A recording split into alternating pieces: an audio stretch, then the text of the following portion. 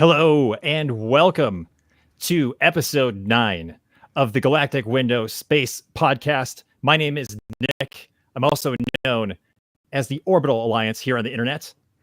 And I'm Tan. You guys may know me as Chasing the Milk. And tonight's episode is going to be exciting, riveting, everything in between those two words. We just guarantee excitement all along the way. Tan, what are you excited about tonight? Mostly drinking water. But we have a super special guest. This is someone that I don't know. I feel like I've had had him on the radar for a while. So really excited to share his story and excited for you guys to hear a little bit about him. Totally. Yeah, we are bringing in a guest tonight. As you guys know, this podcast is about looking through the window of unique individuals, our galactic window, this concept that we've made where it's sort of like seeing people through people's eyes into space. How do they receive space, astronomy, the night sky? Because everybody's unique view is special. And we think there's all these cool facets and interesting pieces and components to individual people. And we want to highlight those things through story and conversation in our podcast. So that's what the Galactic Window is all about. And tonight's guest is certainly no exception. So let's introduce him. Tonight's guest is a content creator on the internet. Tan and I both met him through TikTok. He creates social media content on all platforms, videos, and does photography, astrophotography. He's also an incredibly skilled musician. He creates music centered and focused around space exploration, and just that all-around cool spacey vibe. So I am very excited to bring him on board. Tan, are you ready to bring episode 9's guest to the stage? Let's just jump right in. Let's just do it. Here we go. Welcome, Will, aka Deep Sky Dude. Here we go. Will, you're muted. You are muted. Yeah. There we go. I forgot to hit that one important button. What's up, everybody? Yo, welcome in, Will. Thank you so much for coming into this episode of the Galactic Window Space Podcast. Awesome to have you, man. Thank y'all for having me, man. This is so cool. I'm super honored that y'all would ask me to be here. And so when you asked me, I was like, of course, I'll be there. What's up? Yes. It's going to be a really fun time hanging out with you, man, getting to know you a little bit better. And of course, sharing your unique view into the universe through your stories and whatever we talk about tonight. Just want to say a quick welcome to everybody who stopped by and is hanging out in the lobby, in the live stream. Yeah, we see you guys in there. I see a lot of y'all. Yeah, in the chat. It's so good to have you guys all here. I see at least 20 people. So be sure to say hello in the chat. We are watching, and we certainly can feature comments throughout the night. So if you have questions for Will, if you have questions about space in general, we will do our best to address as many of those as possible in the program. So there's Dazzle Shine. What's going on, Daz? Yeah, this is one of those things that's been following me around for a little while. What you just put up there, this heat lightning thing, and that'll be fun to dive into.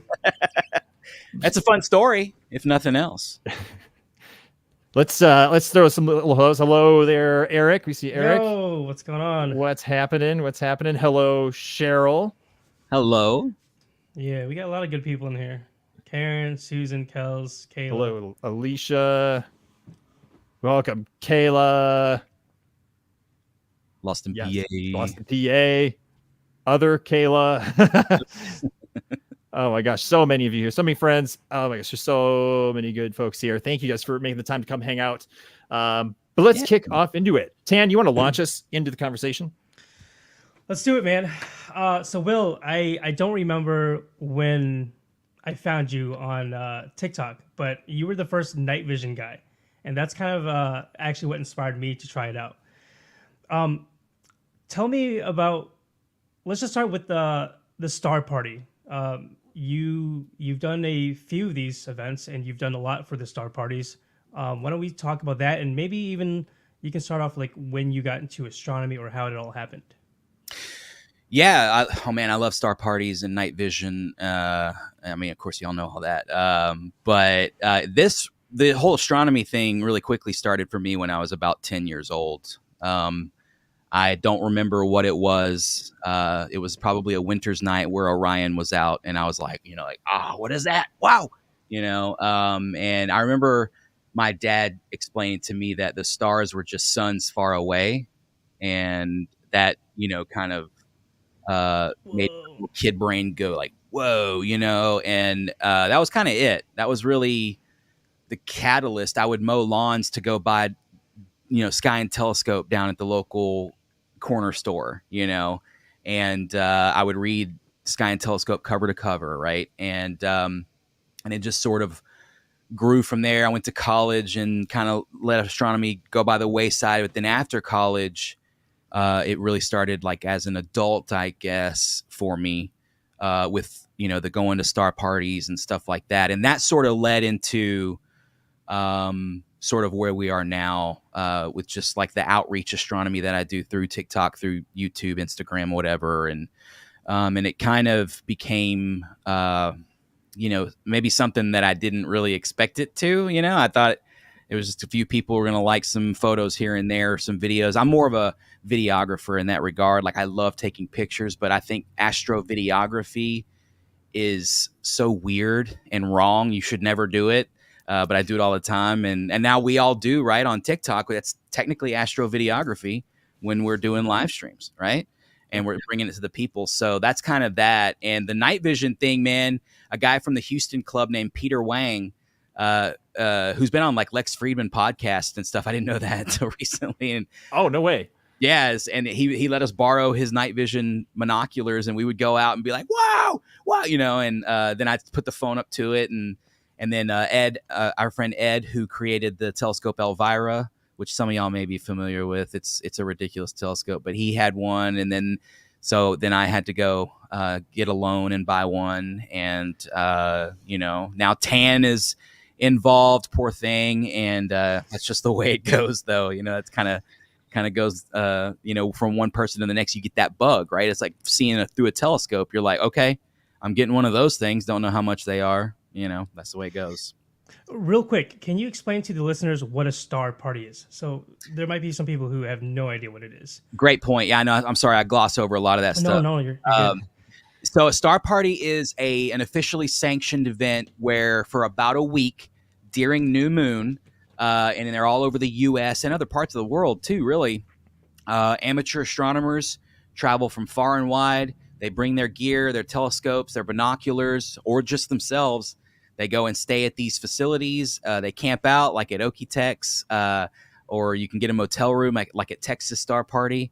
And you go out under dark skies and you leave your scope out and you have it covered, and you keep it safe or whatever. But at night you rip that cover off and you explore the Party sky. starts. Yeah, and there's usually about 100 to 500 people at these events, depending on which one you go to. It's just it's an overwhelming experience. I really wish and I really hope that you guys can go to one. And I think, Tan, you might be one day soon. But it's when you get like 4 nights in a row and you're doing astronomy all night from dusk till dawn, it gets into your head, man. It gets into your soul somehow. And you come out a different person. And I've felt that. I've been to 30-something star parties, Wow. and it gets in your head, and for the good, for the better, right? But it's amazing, and I can't wait to hang out with all of y'all in the chat out at one of these things one day. Yeah. Star parties are, I've only been to one. I'm going to my second one later this year at Okie-Tex. So if you guys are going, let me know in the chat. I'm super excited. I heard there's going to be tarantulas there, so I got to figure out what I'm going to do about that. Well, okay, so Tan, I've been to Okie-Tex every year since like 2014, basically, minus the COVID years. I've only ever seen like 5 tarantulas out there that whole time. So sometimes, yes. Sometimes there's maybe one over there, and you're like, oh, cool. Everybody goes and crowds around it, and it becomes a celebrity for a minute, and it wanders off. So you're fine. Okay. Unless it gets in your tent, then it's a bit of a different tale at that point. Yeah. I've never had the privilege of being at a star party. I'm really hoping in the near future that changes, because I think, like you were saying, well, the atmosphere and the magnitude of it, like being in the presence of so many people who love astronomy so much. Like you think about the cumulative amount of knowledge that's in one like acre, or let alone all the acres that are there with people sitting there. It's like, I mean, how many encyclopedias worth, like just stacked on end? You probably reach the moon and back in height with the amount of brain download you could have. Like, there's people with how many total years of astronomy experience and passion and learning and education, and it's like all at your fingertips, right? Like, I would love to experience that very soon, you know? It's something that you should, man. And like you said, it's a learning experience, because you can go on YouTube and you can find a tutorial to run this or that or do this or that. But when you go live in it, and all day long, all you have to do is sit in a chair and hang out with your Astro family, you learn a ton. And it really gets in, because you're kind of like hands-on. You know, your gear is out there. It's on the line. You know, you learn how to protect it from your friends, you know, and not protect it from your friends, but you learn how to protect it from the weather from your friends. Well, I mean, your friends can, you know, mess with your scope too. It's happened, but they're usually pretty respectful out there, obviously. But yeah, it's a fantastic experience, man. And I guarantee that you will come away more obsessed somehow. That's what happens to me every time. I'm like, oh, I'm gonna get tired out there, and you know, but nah, man, when it's dusk and the belt of Venus is up, the sun just went down, and you're walking out with your eyepieces to your telescope, you know, there's just this, and everybody else is doing the exact same thing, and there you can hear, you know, fans turning on, and you can hear eyepieces sliding in and out.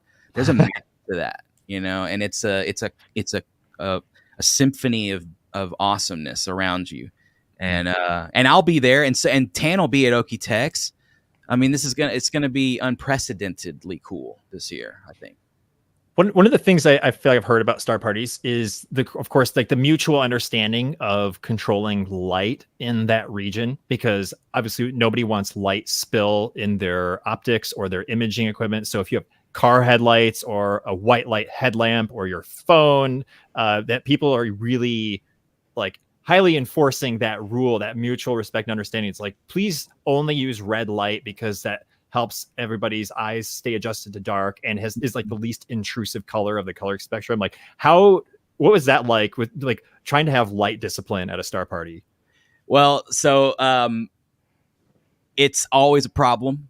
And the thing about it is at any point, somebody's going to lean up against their key fob and their alarm's going to go off. Dude, I was that guy. I got yelled at, bro. Yeah, I got yelled at a couple times. Yeah, oh, no.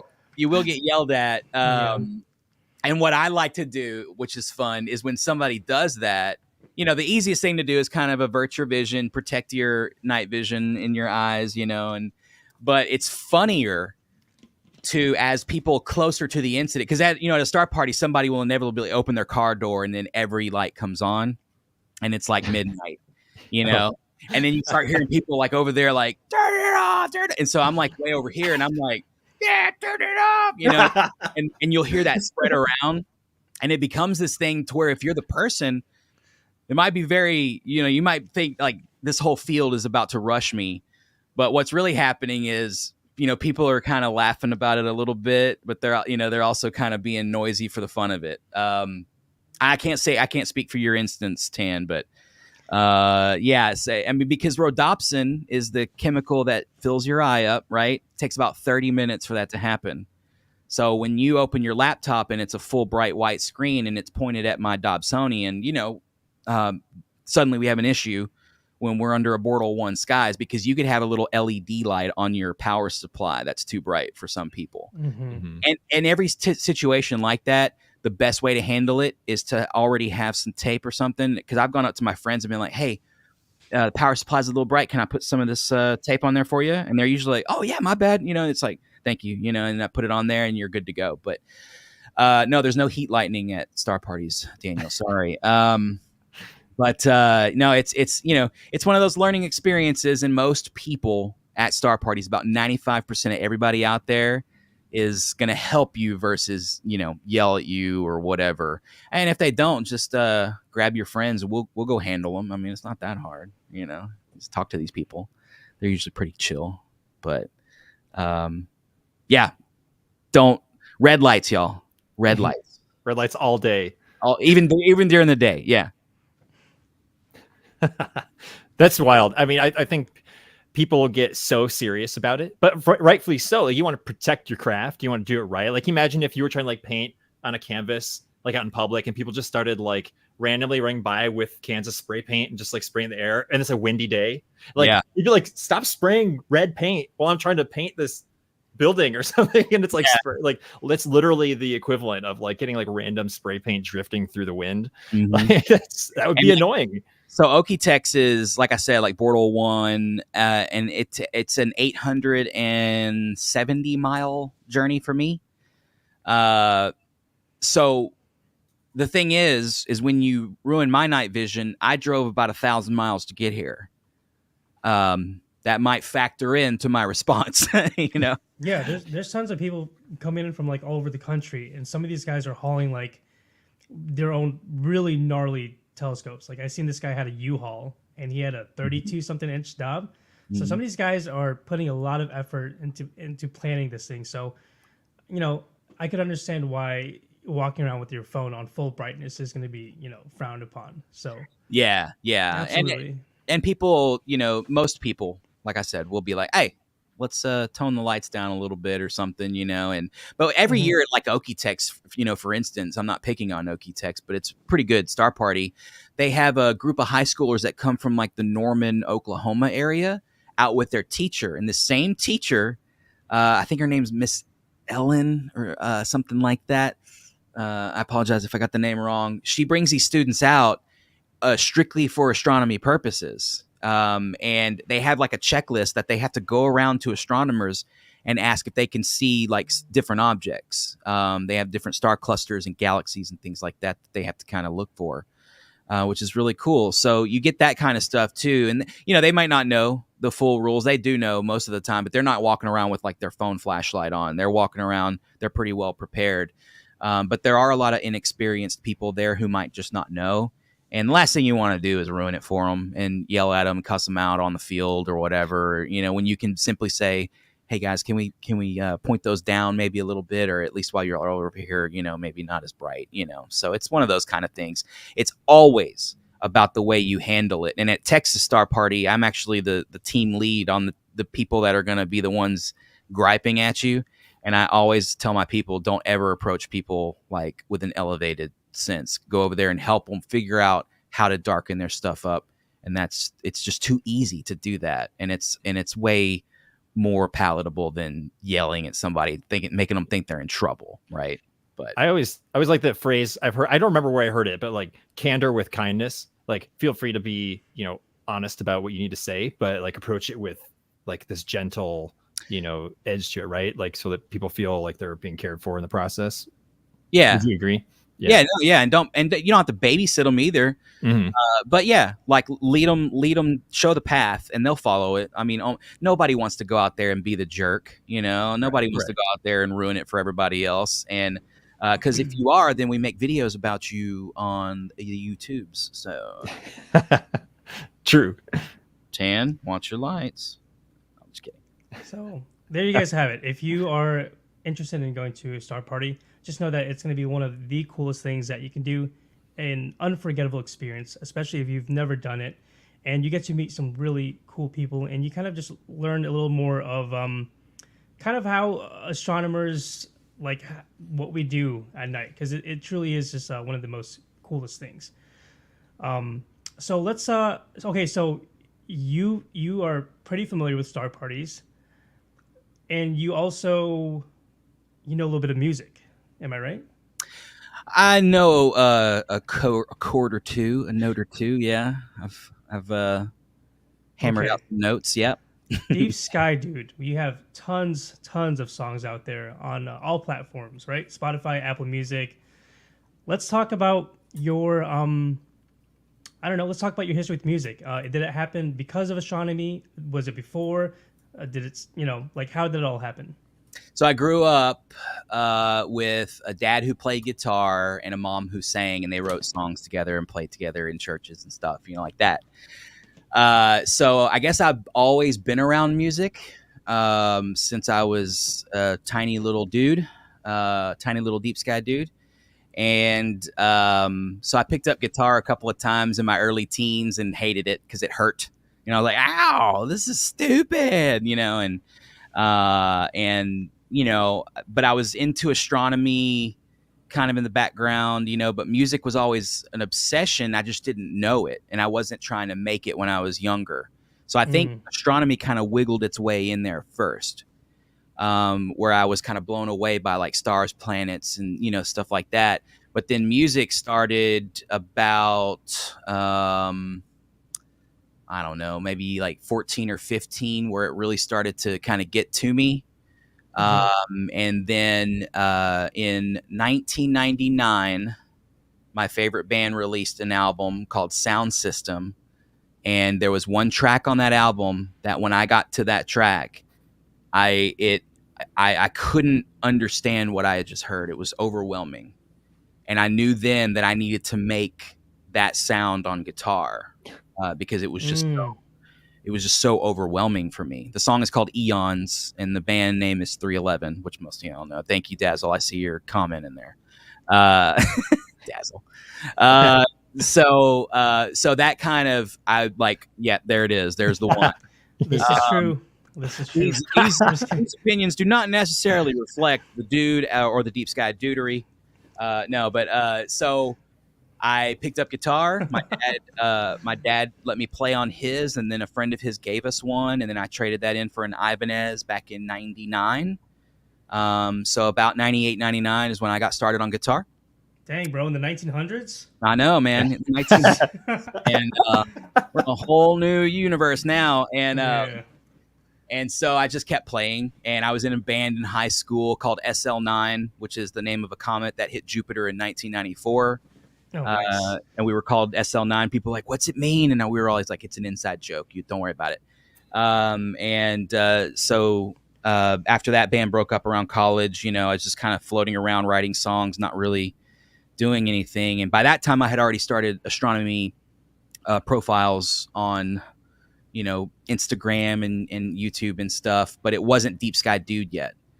And then in 2016, I started Deep Sky Dude because I was like, I need somewhere that's more, you know, branded, more just me, but like kind of the stuff that I'm doing, and it needs to be kind of a nice little thing. And so I started Deep Sky Dude in 2016, and then released my first record, Deep Sky Tunes Volume 1 in 2019. And that's sort of where... So cool, man. Where it kind of kicked off, yeah. And it was, man, I got in right before the pandemic. The pandy? The panda. The P word? The P word. And yeah. I can tell you that was the best thing that I've ever done, because everybody went to the Tiki Tacs or the wherever, and there was my astronomy video with my music on there. And so it kind of got into a bit of rotation on people's Spotify's, just, you know, from those videos that I was putting out, which I'd have been putting out anyway, you know? And I didn't even mean to do any of this. It was just like, oh, well, I have my own songs. They're built into Instagram. Now I can just add it to that. I didn't see that coming, you know? And so I just started doing that. And, you know, it just sort of kind of blossomed from there. And then my friends all here in the chat, you guys using my music on TikTok, on Instagram and stuff like that has just, you know, made it go so far beyond where I could have taken it on my own. So to everyone who's listening right now, and you guys included, that have shared my music in some form, thank you. From the bottom of my heart, I really, really mean it, because without it, I'm just a dude in a spare bedroom making noise and recording it and then making you listen to it. So you guys have definitely helped carry that torch, no Olympic pun intended, down to the next or whatever. So thank you guys. Thank you. Isn't that fascinating about artists, no matter what area, whether it's music or painting or photography or anything else? Like, there's that intro period where you are just somebody doing something in a room, basically. And then there are supporters who kind of are brought to you. And they're those key people that help spread this wildfire that is like had so much built up potential, and then it just spreads naturally, and you have this huge thing, and it's like in tiers. There's usually like this kind of like you know, levee breaking, and then it just, the floodgates open, and you enter in this huge like growth pattern. And typically with people who are making quality content, are you experience an exponential growth, and like that's kind of, you're like right there, man. Like you really are. I'm one song away from Taylor Swift status, and hoping for it. No, I don't want that. I want kind of what I have, which is just underground, slight success. You know, if the songs could buy me a few more guitars or something along the way, cool. Or maybe some stethoscopes, but it's not really why I'm doing it. I can't not make music. I pick up a guitar every day. You know, just before we were doing this, I was like getting the pre-show jitters out with a couple of little riffs. You know, it's like I need to touch a fretboard. When I go on road trips, I'm like, you know. So, and when you touch a fretboard enough, songs happen. You know, and then you end up with enough riffs and songs to make a record. And you know, if you just do it, then it's there. You know, there ain't nothing to it but to do it. And you know, like record your tracks, lay your song down, finish it, put it out there. If you have a poem, write it out, finish it, put it out there, and it becomes everyone else's when you do that.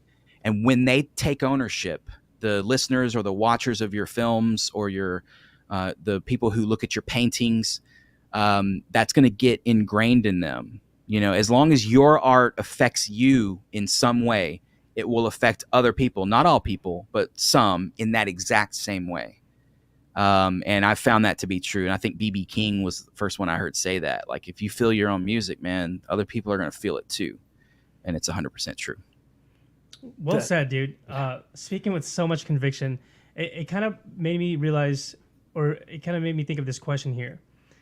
Some of my most favorite or most interesting ideas have come from the night sky, meaning I'm out there, I'm under the stars, I'm stargazing, and I'm kind of just in the moment. For you, I mean, were there any songs where you like just came from just simply being out in nature? Oh, yeah. And so what I try to do, that's a great question, Tan. Like, what I try to do when I'm sitting down to write a new track for the upcoming albums, I try to put myself at the El Dorado Star Party or Texas or Okie Tex or somewhere, you know, and I try to kind of like, just like getting that vibe and that state of mind of like going out with your eyepieces, or maybe it's midnight and you're trying to head to the snack shack to get a midnight burger or something, you know, and I just try to put myself in that mode. But I think mostly what you're kind of describing there is like song titles. So, you know, I have some really weird song titles that are definitely, you know, astronomy inspired. And whenever I come across a new one, I'm just like, I have a notes on my phone with like 50 new song titles, so that when I write a song, I can be like, oh yeah, this one's that, you know, that one's Nunchuck Norris or Artichoke Hold. You know, I still have those. I haven't used them yet. Don't steal those from me. I was already working on it. I wrote a song. It's perfect. Sorry. Artichoke Hold. Yeah, going for it now. But like songs like In Sickness and in Health, kind of spurred from like, you know, people at star parties would be like, we'd be looking at an object and, you know, hey, come look at this. Okay, where is this? Oh, it's in Cygnus. And I would say, and in health, you know. And at first nobody really laughed or whatever. Or there'd be one person that'd be like, that's that, yeah, like that. I'd get that. That's, you know, that's kind of clever. And then so I started thinking like, well, I would just put in Cygnus, you know, the constellation in Cygnus and in health, because it's hilarious. It's a badass constellation too, by the way. Oh yeah, one of my favorites. Yeah, definitely, with the Milky Way running right down the middle of it. But Cygnus yeah, is awesome. Where's Godfather when we need him? Joe, are you in here? That's your constellation, brother. It's of his choice. Oh wow, yeah, it's his favorite one. It's in his logo. He went to one of those companies and bought every star in Cygnus, and now we must pay a tax every time we go look at Alberio. Right. Or Satyr? Is it Satyr or Satyr? I don't know. I've always said Satyr. I don't know. I don't think it really matters. It's like Betelgeuse, you know? Like, that's probably the actual way to pronounce Beetlejuice, but we say it very weirdly, so. The B word. Yeah. The one that's going to blow up, hopefully, but, you know, everybody's talking about ARP 199, and that was an inside joke that became a song. So that's a bit of a different story. You know, it's Will, check this out. We got a nice little comment for you. Did I shave and comb my hair just for this? I didn't shave my hair that I know of. But no, if y'all would have seen me like on my road trip, I was like full on mountain man, and like it was, I can't, dude. I can let it get so long, and then it's like, all right, I need to trim it. But this time it was summer. I was frustrated, and I went to a 3 instead of a 4, and I Dang, bro. That's all the difference. what are you gonna do? Yeah, that one number on the trimmer. But thank you for noticing that, Steve. Appreciate it. That's what I did. I went one number and took 8 inches off. 8 inches. Well, it's the way it goes. Dude, when I was listening to your music, the first thing that came to my mind was making me think about how just music in general, you can typically kind of like let your brain travel somewhere, and that could be whatever genre. Either maybe it's a memory you might have personally, like sometime in the past. It makes me think of being a kid at summertime or something, or perhaps like something different where maybe it doesn't exist. And I feel like that's the case with your music when I listen to it, because the instant I hear it, I imagine that I am way, way, way out there, like so far into space that you can't see Earth, you can't see our sun, and you're just waiting for the next destination, whatever it is. And it's just this drifting through space, and that feeling of such distance, but also like majesty and beauty of the night sky. And I guess it's not really the sky, but deep space. You just have billions of stars, billions of galaxies kind of surrounding you. But it almost gives me that like longing and expectation of like, where are we going next? And while we wait a couple million years to get there, I'm just going to enjoy the beauty and the feeling of space. That's what I feel. It instantly takes me to that mood. Tan, I'd be curious to know like what you think. Like what do you feel when you hear Will's music? And then Will, I want to know, like, do you get that with your own music? In particular, your spacey music? Yeah, man. So if you guys don't know, I love ambient instrumental music. Just I don't know, somewhere like when I got into astronomy, I found that it really complemented just some of the live streams that I do, and it kind of just became a thing. So a lot of the music I listen to, a lot of it is just ambient post rock. So naturally, when I hear Will's music, I'm like, oh, this is literally like right up my alley. This like you were saying, it kind of takes me to another place, and I think it's so interesting that music does that. There, are only so many notes, and it's all kind of the same thing. But if you put them in a certain order, it somehow creates this this like story, and it kind of speaks to you. So I love it, man. I'm all about instrumental, ambient, post rock, deep sky music. Oh, thank you. No, I really do appreciate that, Tan, because you really do have great taste in music. That's always been one of the hallmarks of your live streams. I feel like is a great mix of tunes, and so to have you say that does mean a lot to me. Thank you, man. And yeah, I try to get into that mode, and sometimes though you don't get into that mode when you're songwriting, because you're just sort of jaded to it all. And like Tan said, there's only 12 notes, and it's the order of those that is, it's like if you can only write a book with 12 words, you could do it, but there's going to be some context lost in there, and that's why we do layers, because you can layer this melody over this melody, and then you get something else. You get this sort of like stacked view, which adds complexity, which takes your mind to places that it might not have gone had it been just that one melody line, right? And I've always tried to kind of work that into my music. I grew up on Depeche Mode and Enya. Yeah, dude. You know what I mean? Yeah. And you'll find Depeche Mode and Enya and Deftones 311, all those kind of bands that I grew up on listening to as a kid. You are kind of the fruit doesn't fall far from the tree kind of thing. So if you're a musician, you were inspired to be a musician by some others, and you're going to be sort of a dirty mirror of their sound, because you're never going to get it right. And it's like how genes are passed on. Genes are passed on, but they're never passed on perfectly. there's mistakes, and that's what makes you and I, right? And so, that's what makes your music different than mine. It's only the same 12 notes, man. We're going to run across the same stuff. There's going to be crosstalk, but yeah, it's just, music is such an open-ended world. And like you said, I mean, I could start playing something and immediately it would take all three of us to like a different place, but we wouldn't be here. We would be astral projecting or something. I don't know. To a different world. And that's all I'm trying to capture with my music, is that sense of wonder, that we all get when we look up at the night sky. I want to make an interesting journey out of a song, so if it's a longer song, it's a more meandering sort of journey. We may bust off into some kind of spooky areas, but then we're going to kind of come back into a more beautiful vibe, kind of thing. And I'm really, at the end of the day, I'm just trying to play with everyone's brains and see how weird I can make y'all. That's the ultimate goal. That got me thinking, like, if you were thinking about outer space in general, how many different feelings do you think you could have in space? Like, you're talking about spooky. Like, there's got to be some corners of space that are spooky, right? Like, but there's also probably some that are like exciting or beautiful. Like, what sort of feelings do you think you could get by exploring space?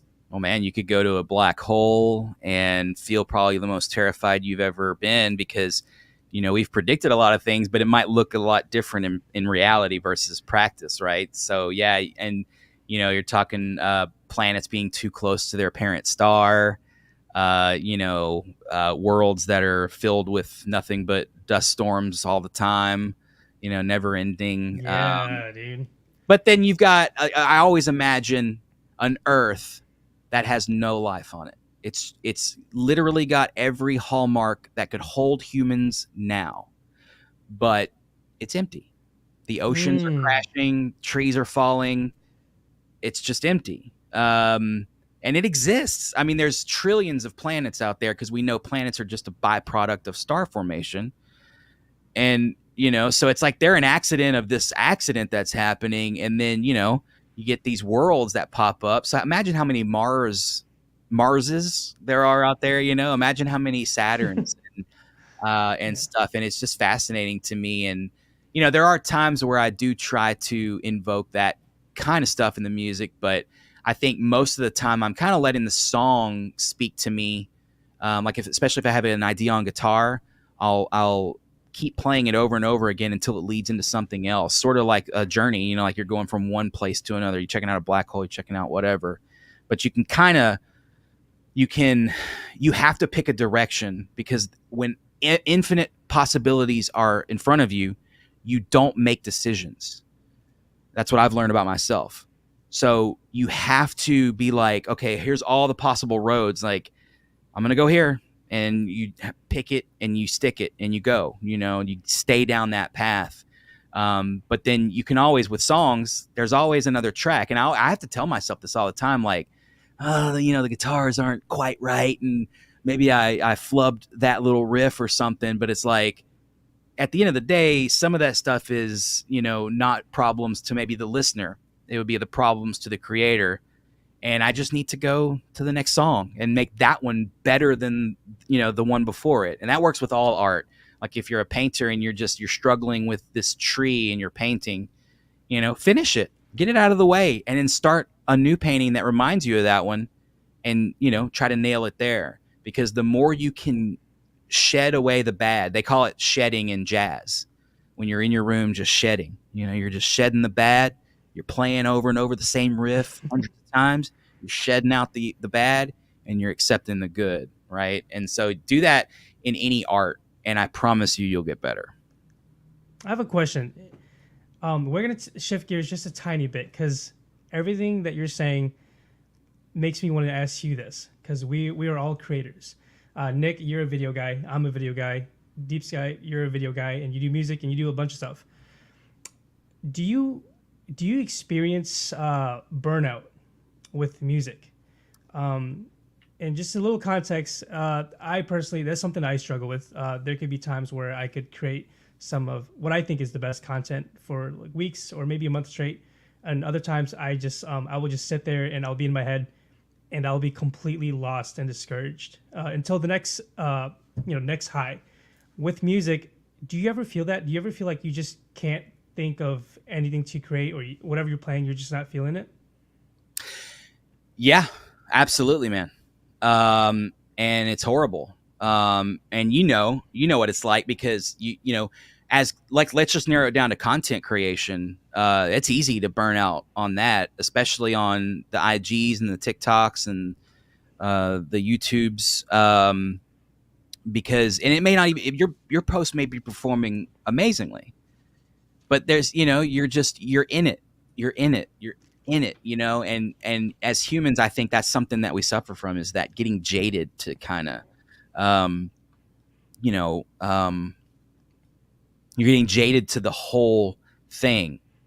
And I think sometimes it's what I find when I have writer's block, which kind of falls into sort of the same thing, you know. I find that if I pull myself out of it, you know, pull yourself out, road trip, you know, and you do that, Tan, you know, pull yourself out, look at it from above or the side or the, you know, the corner, diagonally, whatever.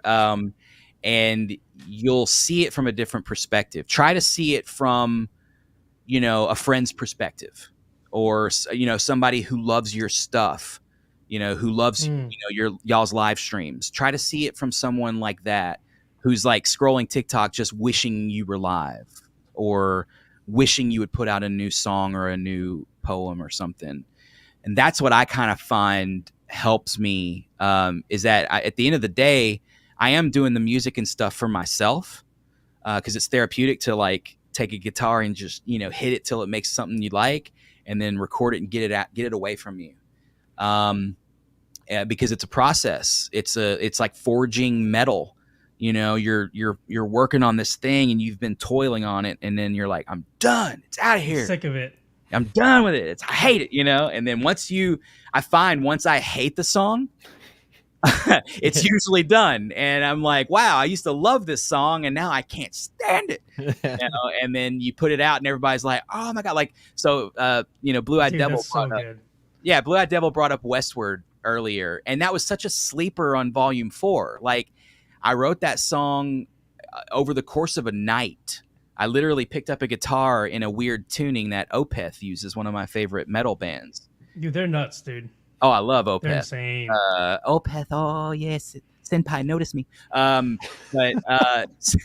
So I was just playing with that tuning, and I stumbled on Westward. Like the whole thing, from every riff you hear is the order that I discovered them in.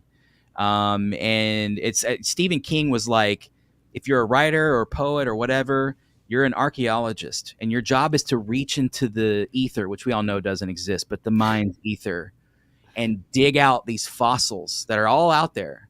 And your job is to see how much of that thing you can get out intact without destroying. Because you can just rip part of it out and destroy the whole thing and have that one part. Or you can take your time, work on it, and pull the whole thing out and have this beautiful, you know, fossil that no one's ever seen before.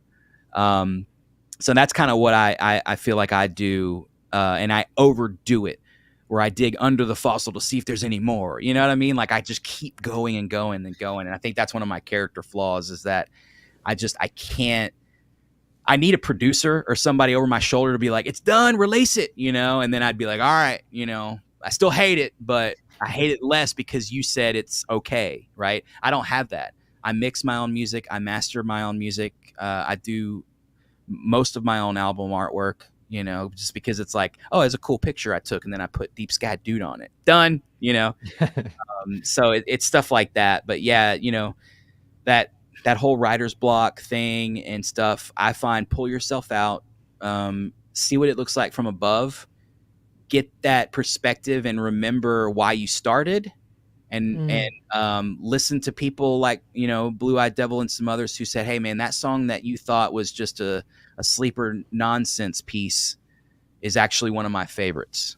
And it's like, wow, okay, like I didn't see that coming, but I appreciate y'all for saying that, because that does give you the fuel to kind of, you know, push forward to the next one. That's encouraging, man. Well said. Thank I you. really quick want to do a brief interjection and just shift the focus towards the chat really quick and say hello to everybody who is in tonight's stream. Thank you for tuning in to episode 9 of the Galactic Window Space podcast. If you're just tuning in or you're brand new here for the very first time, my name is Nick. I'm the Orbital Alliance. And I'm Tan, chasing the milk. I'm like, this is going full crazy, chaotic Brady Bunch here. But we've got our guest, Deep Sky Dude. Our first guest. Our first guest together. Yeah, this is kind of like a pilot. Yeah. Yeah. Ooh. Yeah. But I love episode 9. It's my favorite number. Are you kidding? Yeah. So is this bait? I was in a band It called is. SL9, and since then it's been like my favorite number. So yeah, hey, here we are. Oh, Did we it's just perfect. become best friends? Yeah. But yes, like seriously, thank you everybody for tuning in. We appreciate you guys sticking around. There are 3 creators here on screen who are all incredibly grateful for you giving up your Monday night and spending your time with us here. Please feel free to submit your questions in the chat. We are doing our best to pay attention to as many of them as possible. So if you have a question for Will We see you. about space or his music or anything of the sort, please feel free to ask it and we'll do our best to answer it as we have our conversation tonight. That's just part of the dynamic of the video stream that we like to do here. If you are brand new, Tan is just recently announced on episode 7. Yeah, as we were mentioning, he's the new co-host of the show. So Tan and I are hosting, and like I'm still just so grateful Stuck with that me, bro. I'm stuck with you, and I am so Stuck. I'm so glad you said yes, because I've been having so much fun working on the show with you, man. And a little quick brief promo for ourselves. We've been working so hard behind the scenes to make the future of this show really, really, really exciting. We have a very bright future Yeah. ahead, and we're totally going to talk about that more at the end of the podcast. So be sure you stick around for that. So yes, back to Will. I don't know what to say. No, yeah. you guys are doing awesome, man. And I was telling you, Nick, earlier that I'm so glad y'all are doing this because it gives us a way to kind of break away from the more hangout style stuff and kind of focus Yeah, on more dude. things, you know. Yeah, and you can get a little deeper with things, and you guys are awesome and so entertaining, both of y'all. Like this is just going to be a staple for the astronomy community. I think if as long as you guys keep walking down that road, we're going to be behind y'all. So. Means Can't a tell lot, you- dude. Sorry, Tan, go ahead. No, I just want to say that means a lot. I really want to dive deeper into just why we're even doing this too. But yeah, thank you so much for saying that. Yeah, man. Y'all are awesome. Sorry, Alan. I am already previously married. I cannot. I have a question for Will. Will you marry me? Was the comment Will from you Alan. marry me? Will you marry me? It sounds almost like a declarative statement. But it's curious that he capitalized the beginning of a sentence instead of my name. So we're gonna have a chat about that, Alan, at a later time. That's what the Galactic Dictionary is about. We're talking about words and grammar and phonics, right? Yep. Oh my gosh. Will, I actually have a big question for you. You've got a hobby beyond astronomy, beyond music that I find particularly interesting because I also share that passion and have explored this myself. But you are a pilot, am I correct? Yeah. Well, I'm Dude, I didn't private know this. pilot in training. Yeah. So I'm still technically a student pilot till I go take that check ride. So Yes. Yeah. And that's, of course, an incredibly grueling endeavor to pursue. It takes a lot of time, a lot of study, a lot of focus. Can you tell us a little bit about your love for flight and how that might actually tie into your love of space, if at all? Oh, it definitely does. Yeah. I've been into aviation since I was a wee little guy. I love, obviously, a lot of us, about that big. Yeah. And from a distance, though, it's like, 4'11" maybe. But, no, it's just, I've always wanted to kind of pursue that. My dad was in the Air Force. He wasn't a pilot in the Air Force, but he was in the Air Force. So he had a love for aviation and flight and stuff. And so I kind of grew up maybe ahead of the curve on a couple of things because of that. And you know how it starts. You get Microsoft Flight Sim 1998, for Christmas. And it's like, I'm flying to Chicago for no reason. And it's just you sitting there in front of a screen that barely changes, because you're doing like 100 knots, yeah, so I mean, so I've always had a love for that. And around 2018, I guess I had taken a discovery flight when I was like 15 or 16, and that was pretty fun. And but then fast forward to 2018, and I took an adult version of a discovery flight. And if anyone out there who has any interest in general aviation, it's like $100, right, Nick? It's like not expensive. No, not at all. I think it was exactly $100 when I did it. Yep. Yeah, and you get like a half hour to an hour sometimes, depending on which one you go to, and you basically do everything. That the instructor is going to tell you what to do, but they're going to let you taxi. They're going to let you full throttle the airplane, and they're going to tell you when to start pulling back. Yep. Yeah, it's wild, Tan, and I mean it's worth even if you only did that and you were like, yeah, not for me. It's still a whole lot of fun. But dude, isn't it wild that they trust you to take off on a vehicle you've never controlled before, and they're like, "Yeah, you can do this." I'm like, good. Are you joking? Like, yeah, and they're kind of like shadowing you. They have the exact same controls over on their side, and so they're feeling you. They're not really like holding on to it.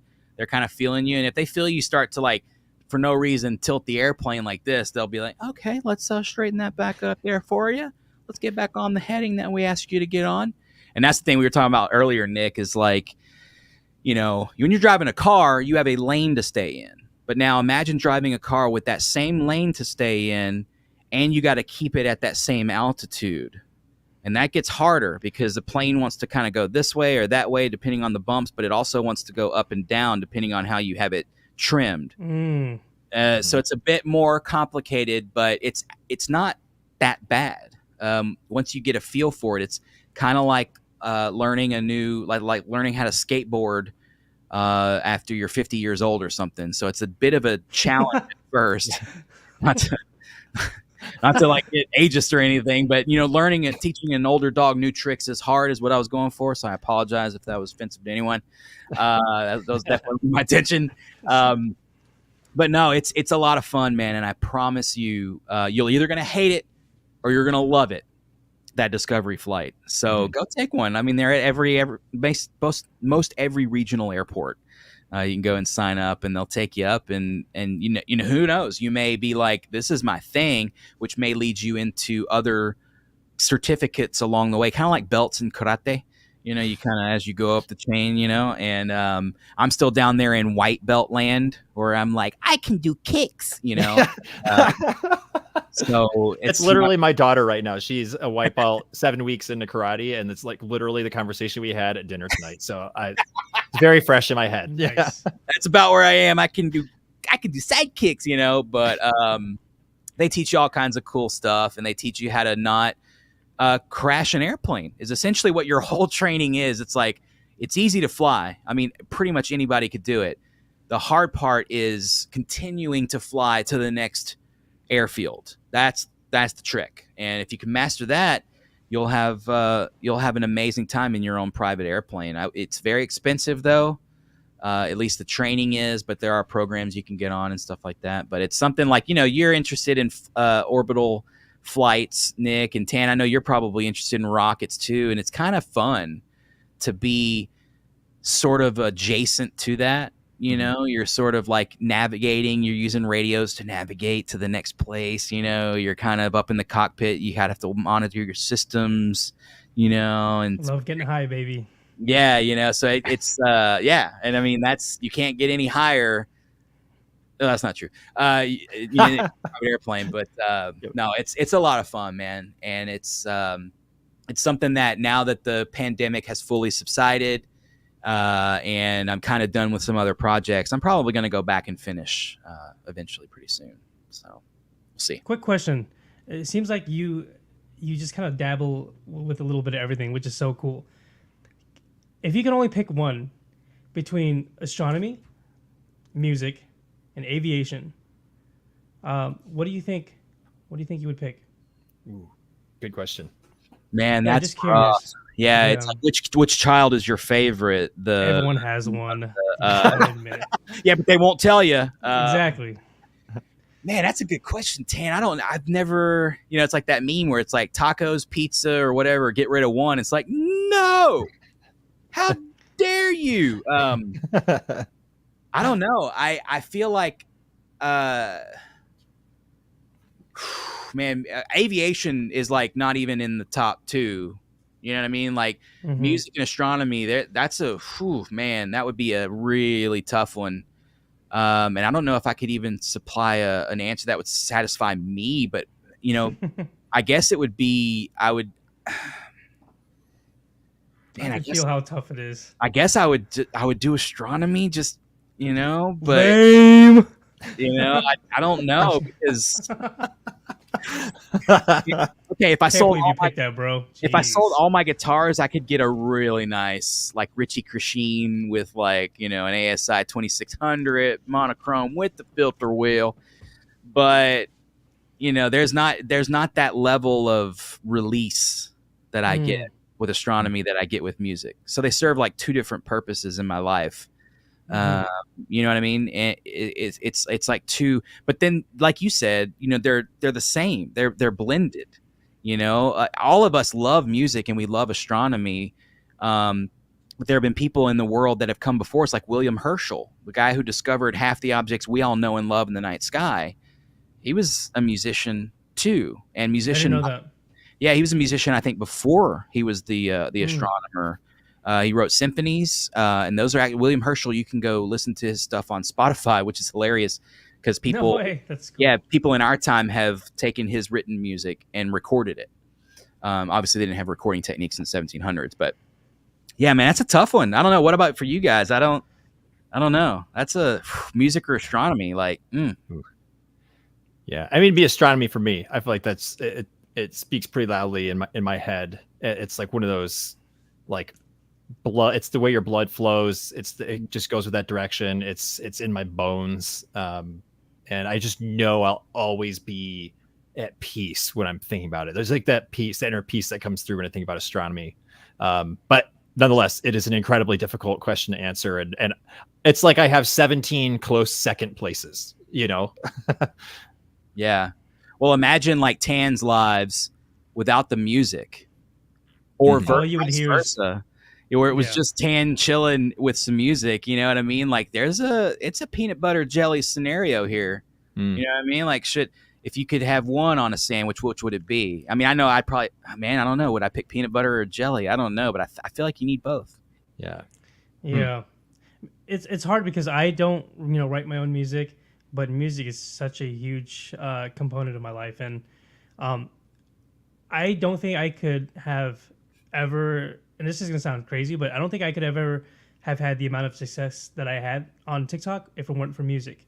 And like what I mean is, I always have music playing. There will probably never be a stream where there isn't playing. I mean, there isn't music playing, and if there is, it's just because I'm doing like a talking head or I'm doing something where you need to hear me. But as far as like my go-to live streams. I always have music, and I feel like it's such an important component.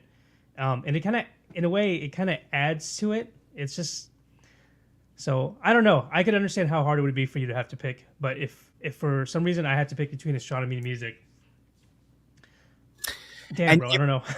Everyone in the chat that I'm reading over here, I'm trying to keep up with y'all, but y'all are making me feel kind of silly for saying astronomy, and now I'm kind of second guessing my decision. So I'm going to say music. That's some peer pressure happening right there, I think. Final answer. No, but I mean, like somebody said, and I don't want to say that because I should know who said it. You make music when it's cloudy. Who said that, man? It's right here in front of me and I can't find it. Right here. Yeah, there you go. Yeah. Balodini. Yeah, exactly. Because it's cloudy a lot here, which is highly annoying. But one thing I do want to mention before maybe we move on about music. I figured tonight would be a good time to sort of make this announcement on y'all's show. Yes. I am going to be quitting music and selling all my guitars. No, and I'll bring it up here. This is my next album is Volume 5. And I think it's up there. Here it is. Okay, so this album should have been out a long time ago, but this is the cover. right over With there. this- love it, dude. Yeah, that's one of my first jellyfish sprites that I caught through night vision. And I told my wife, I was like, can you fix this to make it look almost like a painting, or something like it's a painting of red sprites? We got to talk about what that is because We people will- are probably yeah, we thinking can. of the soda. Yes. Yeah. we definitely can. But this is Volume 5's cover. I've removed the Deep Sky tunes off of it. I think y'all know, what is, on there now. Sick, bro.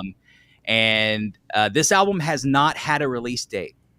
And I'm not sure, but I think in my head it needs one, or else I'll never get it done. Mm. That's what I told Nick earlier. And I discussed this with my wife earlier, and she approves. So I have permission to do this. But I am going to release the release date here live on the show since we're here. August 23rd is going to be the release date. Oh, look, man, he even had it up already. Look at that. Wow. Boom. Boom. So Is there a significance on that date by any chance? there is. It's actually my birthday.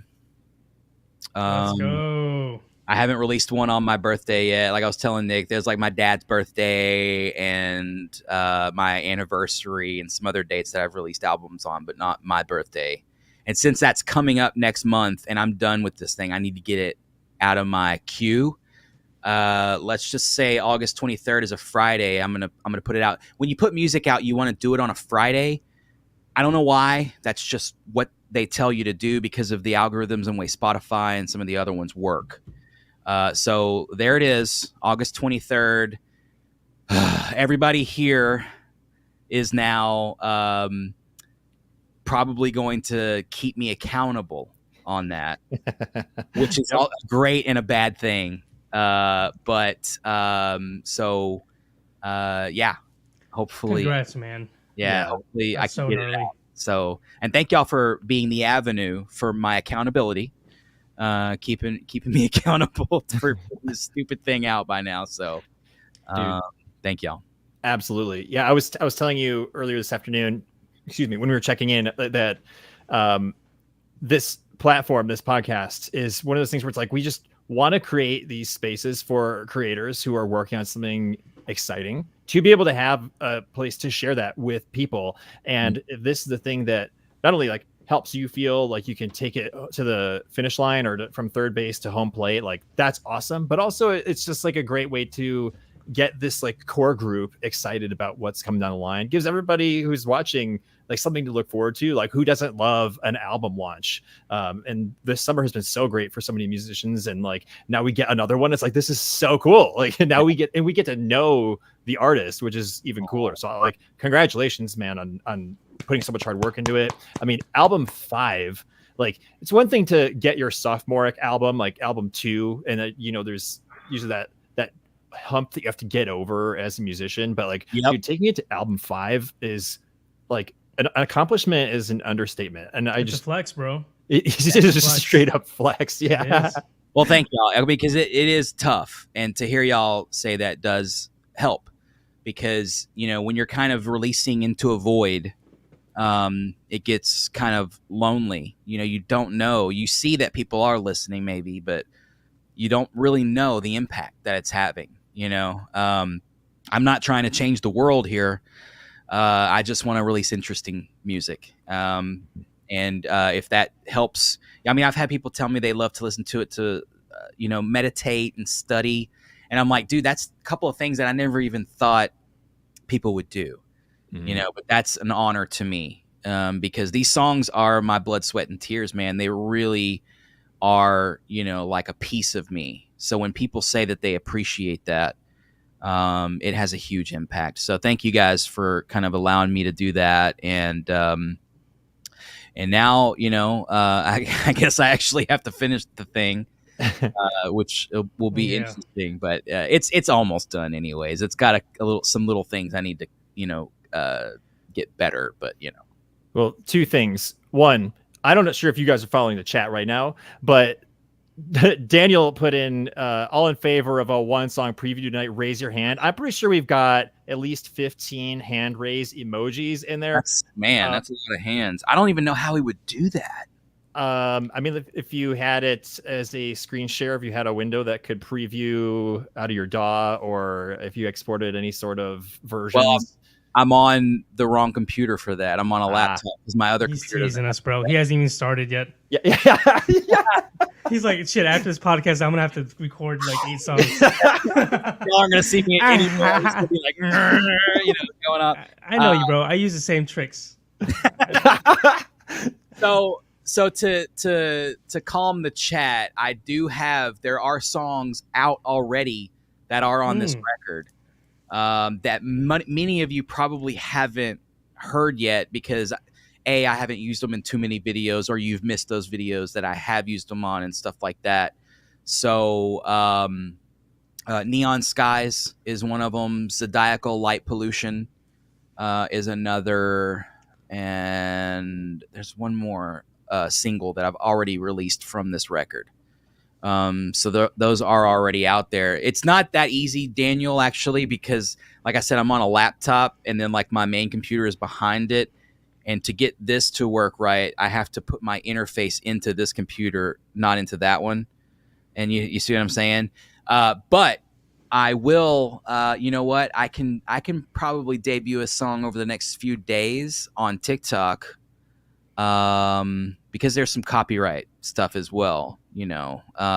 DMCA will protect me, but also, I don't have any of this stuff officially copywritten yet or whatever. So we're ready, man. We're looking forward to it. Yeah. Well, thank y'all. Yeah, and I appreciate y'all letting me debut. The cover's been out for a little while, but not a whole lot of people have seen it. And I think that the accountability thing will, it's like having a workout buddy.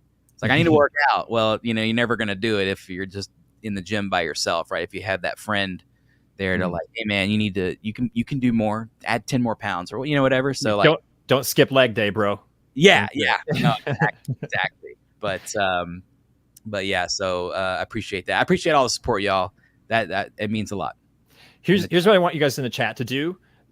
Right now, switch over to your calendar app and go to August 23rd and put huge all-day event in there. It says Deep Sky Dude, Volume 5, release date. Countdowns. I mean, we're right. Make countdowns for your watch. Do something cool. Yeah, right. And then I want you guys to look so forward to that day. I want you to spam that album all day and help those analytics go through the roof for Will on the 23rd. And of course, share the news with people you know would enjoy music like that. So, people who might be looking for the latest meditation music, or people who would like something to help them go to sleep or listen to on their stream. There's so many different outlets, and I'm sure all of us know people who would love to hear brand new music in this genre. So that's probably one of the best ways that we can be supporting Will, right? Just like spamming the launch day. Yeah, thank y'all. If y'all can stream it, I think I make $1 per 300 streams. Sheesh. So I don't expect anybody to buy the record or anything like that, because it's so much easier to stream it. But if you stream it, I am eternally grateful. And if you stream it on Napster, I think it only takes like 100 streams to make $1. So I didn't know Napster was still a thing, bro. And it's the most legitimate platform there is for music. Isn't that wild? Wow. I was gonna go on like LimeWire. Yeah. It's still a thing, man. You can still get everything there, but I appreciate that. If you're somebody who's streaming my music all day on Napster, get with me. I have stickers for you, if nothing else. So I'll shoot some stickers your way or something. Because that's 100 streams per $1. That's pretty good. Whereas I think iTunes is something like 800 or 700 streams per $1, which is what Spotify used to be, but they've actually stepped up a little bit. So not bad, but it's a rough thing as a musician. And again, y'all know I'm not doing this to try to make millions of dollars on it, but it's something that it's an art form that if it can turn the gear, that's a beautiful thing. So sure. And it's mostly a therapeutic thing anyway, so that's just how it goes. Well, if you make it, bro. Sorry, go on. Oh, sorry, no worries. Yeah, like I mean, support is support, right? And sometimes support doesn't, necessarily mean like direct funding. It can be a stream, a listen, and all those things Exactly. contribute and come back around to the audience as well. If like you get enough streams, that's $1, that's X number of dollars, come back to either a better piece of equipment or a newer opportunity, a collaboration, or some other form of enhancement that comes back in the form of new music, better music, or a better experience for the audience member, like in the future, right? And that's and sometimes I think consumers, like all of us, like who stream music or stream videos, sometimes don't realize how much impact you're making. Like you guys who are here watching tonight, I see 26 of you in the chat, and a lot of you have been here the whole time. We've been streaming for 72 minutes. Dude, like you guys are awesome, by the way. every minute, it means so much to us. It really We're getting does. rich. Yeah, right. It's been a ploy, but yeah, Sucker. it matters. It really does. Yeah, So, dude, Tan, go for it. just want to take a step back. I love that we're doing this because this podcast in general, this is so new to me.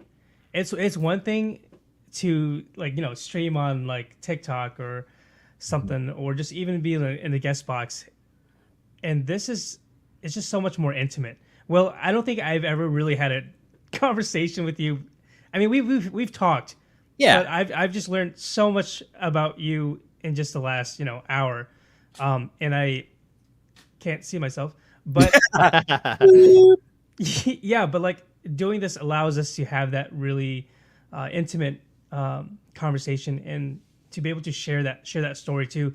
Ultimately, Nick, I think Nick can agree that that's kind of what we just want to do. We just want to share people's stories. We want to share our own stories, and everything about your story so far is just truly inspiring, man.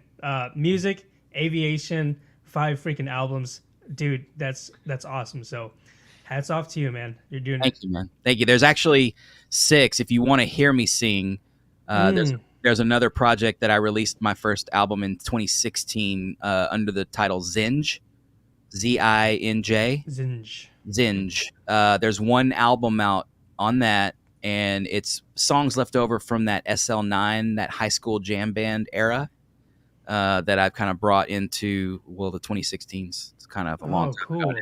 Okay. So that is out there. There you go. Thank you for typing that out. There we go. And there is more Zinj coming. It's a little bit darker music, lyrically and musically. So it's. What does that mean? What is Zinj? Okay, so Zinj. It's an interesting word. Yeah. Yeah, and when I looked it up and realized there wasn't another band under this title, I was like, oh my God, this is a no-brainer.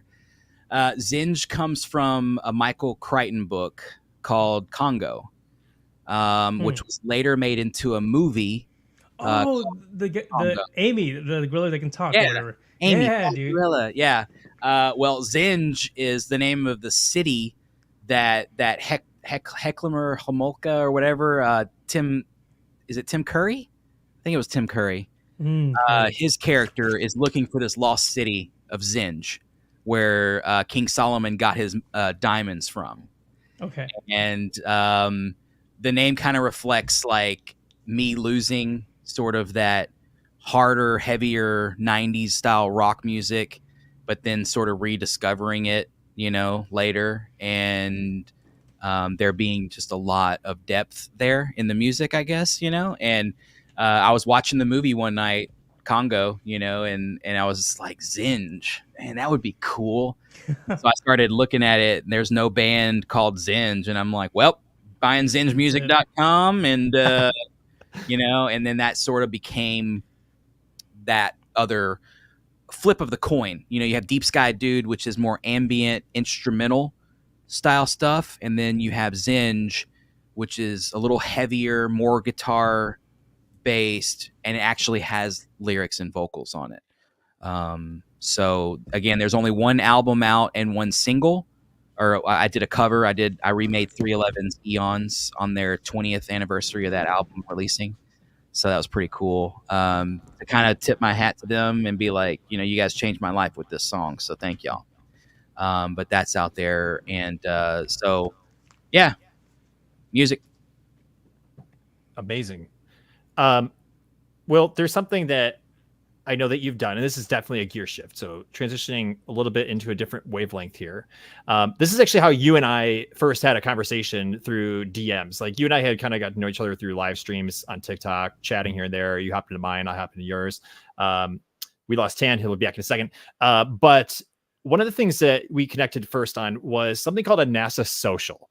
And you explained to me what these were. I had kind of been familiar with it, but you had explained that there's some potential here for some really cool experiences. Do you mind telling us what a NASA social is, how you've participated in them, and maybe share like your experience with what those are?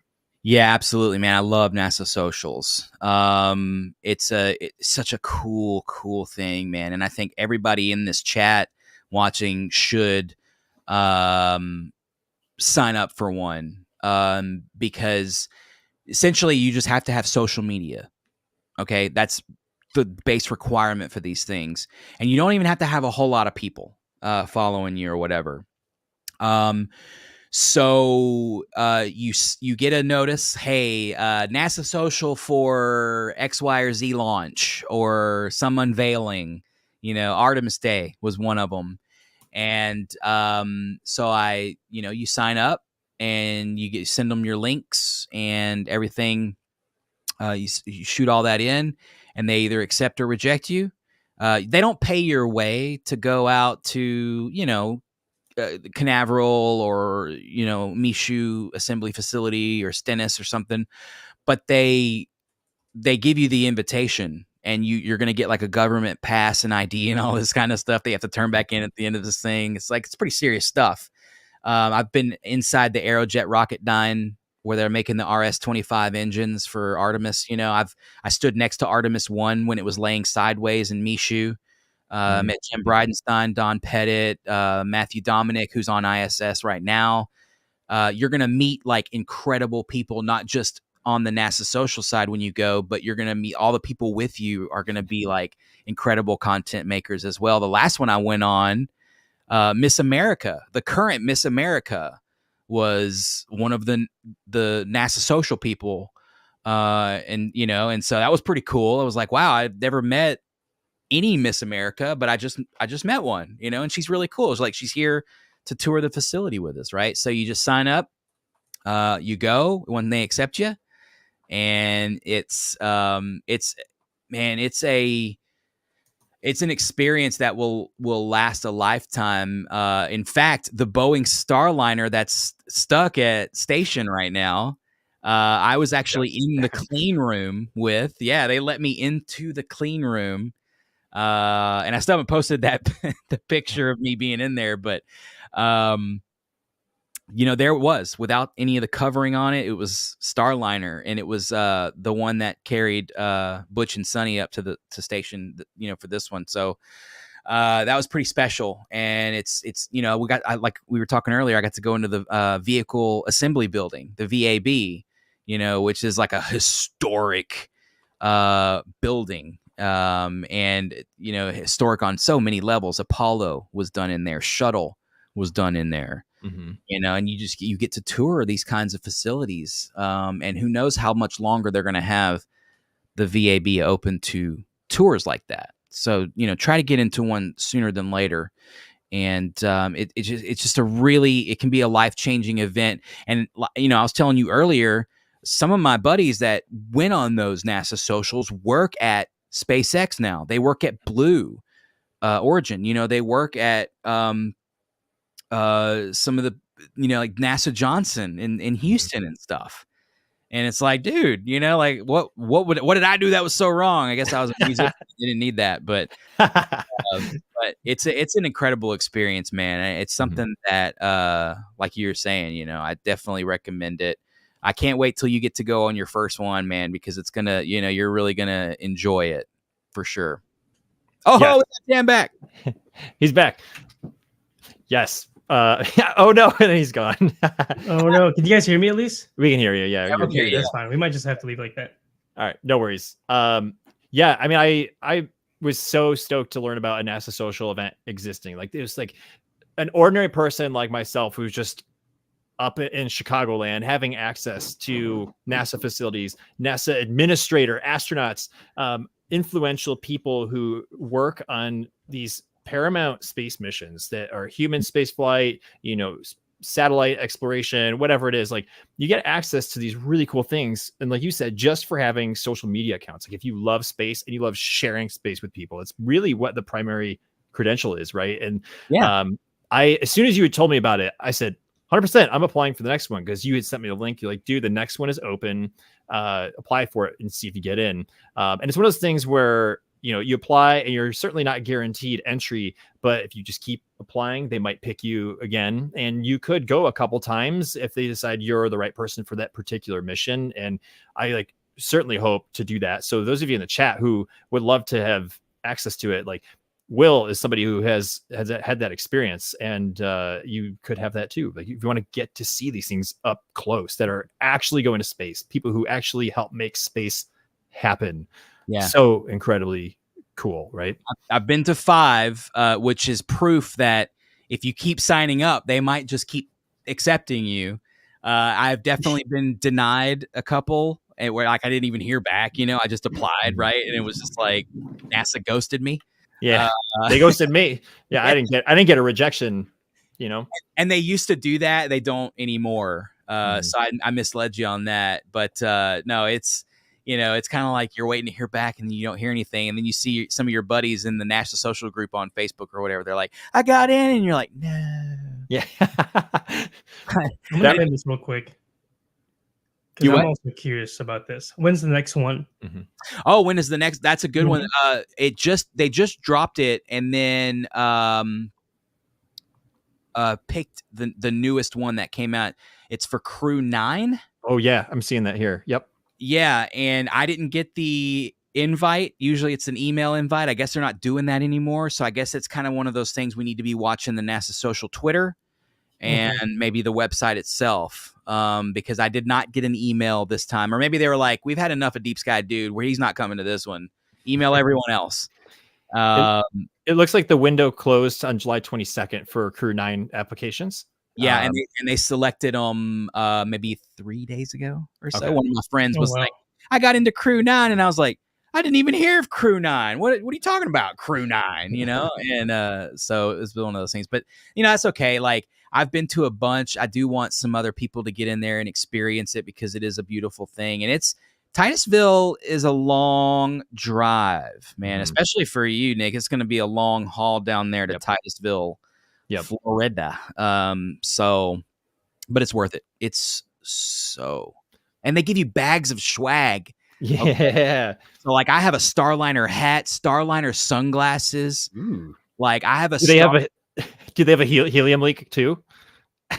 Yes, the Lego set did. Yeah. Which was weird. But no, it was really cool to go to that to see kind of the one they were going to be riding on the way to station, which is just super, super cool. And I think we made some jokes earlier that there might be a beard hair in the valve, and that's probably why Starliner is stuck at station right now. Yeah. It might be my fault. I don't know. I didn't ask them to let me into that clean room. They just did, and I don't know why, but it's worth it, y'all. Definitely try to get into a NASA social. Mm-hmm.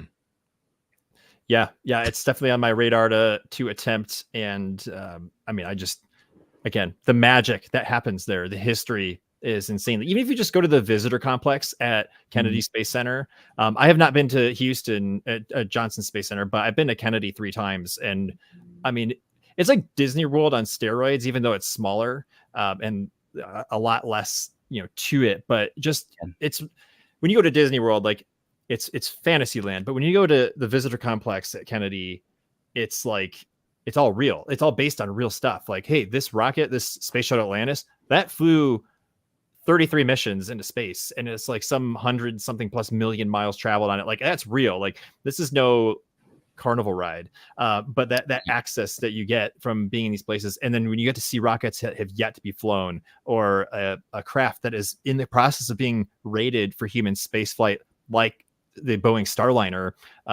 you are like in the presence of history unfolding. You Artemis, like right now, the Artemis 2 fuel tank and primary rocket like engines underneath are like rolling out to Kennedy for assembly right now, because Artemis 2 is supposed to come out next year, the first mission to take humans back to lunar orbit since 1972. That's wild. Right? It's insane. Like, and people who do these NASA socials are getting these sneak peeks of history and getting to meet those people. So and these cats that are going on this newest one, this Crew 9, are probably going to get to see Artemis, the core stage, stacked in the VAB. Now, I don't know that for sure, but it is there at Kennedy. So the next place they bring it is from the boat to the VAB, so they can start assembling the solid rocket boosters and getting the upper stages added to the vehicle. So they might get to see that. So for those who don't know much about Artemis, the NASA program that's the successor to Apollo, the moon landing missions, of course, of fame and legend. Artemis is the program that's going to be taking humans back to the moon. We did Artemis 1. Gosh, is it 2 years ago already? 3 years ago? Even? Yeah. Oh my gosh. I know. It was a test flight of this brand new rocket that NASA's been building. And it has this gigantic orange center stage. It's like this huge fuel tank, and it's reminiscent of the space shuttle. And on the sides, you have these 2 solid rocket boosters attached, just like the space shuttle did, these white columns, and they burn solid rocket fuel in them. Inside the orange one is liquid and gas. It's probably, was it methane and hydrogen? It's hydrogen and oxygen. Hydrogen, oxygen, right? I'm always confusing the SpaceX methyl ox and everything, but NASA runs differently. And on top of that is a little crew capsule called Orion, and that is destined to take humans from Earth all the way to lunar orbit, and that's being worked on right now. The Artemis 2 crew was announced a while ago. There are 4 test pilot astronauts who are going to be taking this for a ride for a translunar injection spin for the very first time. And that rocket's literally, it exists. Like this isn't fiction. It's not a pipe dream for, the world to think about, oh yeah, going back to the moon 50 years later. Like, no, we're going, and it's actually happening. It's so cool. And I kind of can't get enough of it. So hopefully that gives a little bit of like an imagination. The rocket system as a whole is called SLS, the Space Launch System. And that's what's launching Orion. So this piece that we've been talking about, the core stage, the orange piece, that exists. It's on its way, if not already, at the Vehicle Assembly Building at Kennedy. Yeah. And I think, Will, do you know the solid rocket boosters, the SRBs, they're like chunks and they stack them, right? Yep. Is that how they get built? That's right. Yeah. And in fact, one of the times when I went into the VAB, they had an inert section of one at the same weight, and it was literally the same casing. And they used that inert one, and I think they had multiple, to practice. So the crane operators in the VAB get to practice, the guys who, hook it up, and get it ready, and then they lift it and they stack it on the next one, and they get another one, but there's no explosives in it, right? So it can't like accidentally go off. It's just heavy metal that they're kind of stacking, and then they take it down, and then I guess they let another crew stack it up. So then everybody kind of gets an idea of what it's like to pick one of these things up and drop it on the stand, or drop it on the next piece, because they build those SRBs chunk by chunk by chunk as they go. And it's fascinating to watch that, man, because they're always in there practicing and kind of honing their craft, because there's no margin for error if you're picking up a multi-billion-dollar piece of equipment to stick it on top of a bottle rocket, right? So it's kind of a complicated thing. And the history, man, like you said, it's just like that when you go in the VAB, it smells like grease and like, you know what I mean? Like that warship when you like, I'm gonna lick the walls, but no, but it's like, you've ever been to an old warship or, like an old submarine display and gone in and you can smell the war or something. Well, you can smell space flight in that building because it smells like that. Like it's, different sights and sounds. The echo of that room is incredible. You might get hit with a drop and you'll be like, where did that come from? And it's like 30 stories up, because it creates its own weather in that building. Mm-hmm. So it can create little miniature rainstorms in there. It's so tall. Right. It's just a fantastic thing. You guys know so much about all of this. This is like uncharted territory for me. So I'm kind of just listening. Well, that's why you got to go. That's why you got to. I do. That's on my list. Yep. I would love to. Even just watching, one of like the launches. I got a few friends who, seems like they have a pretty nice spot where, where we could shoot from. But I've always wanted to do it.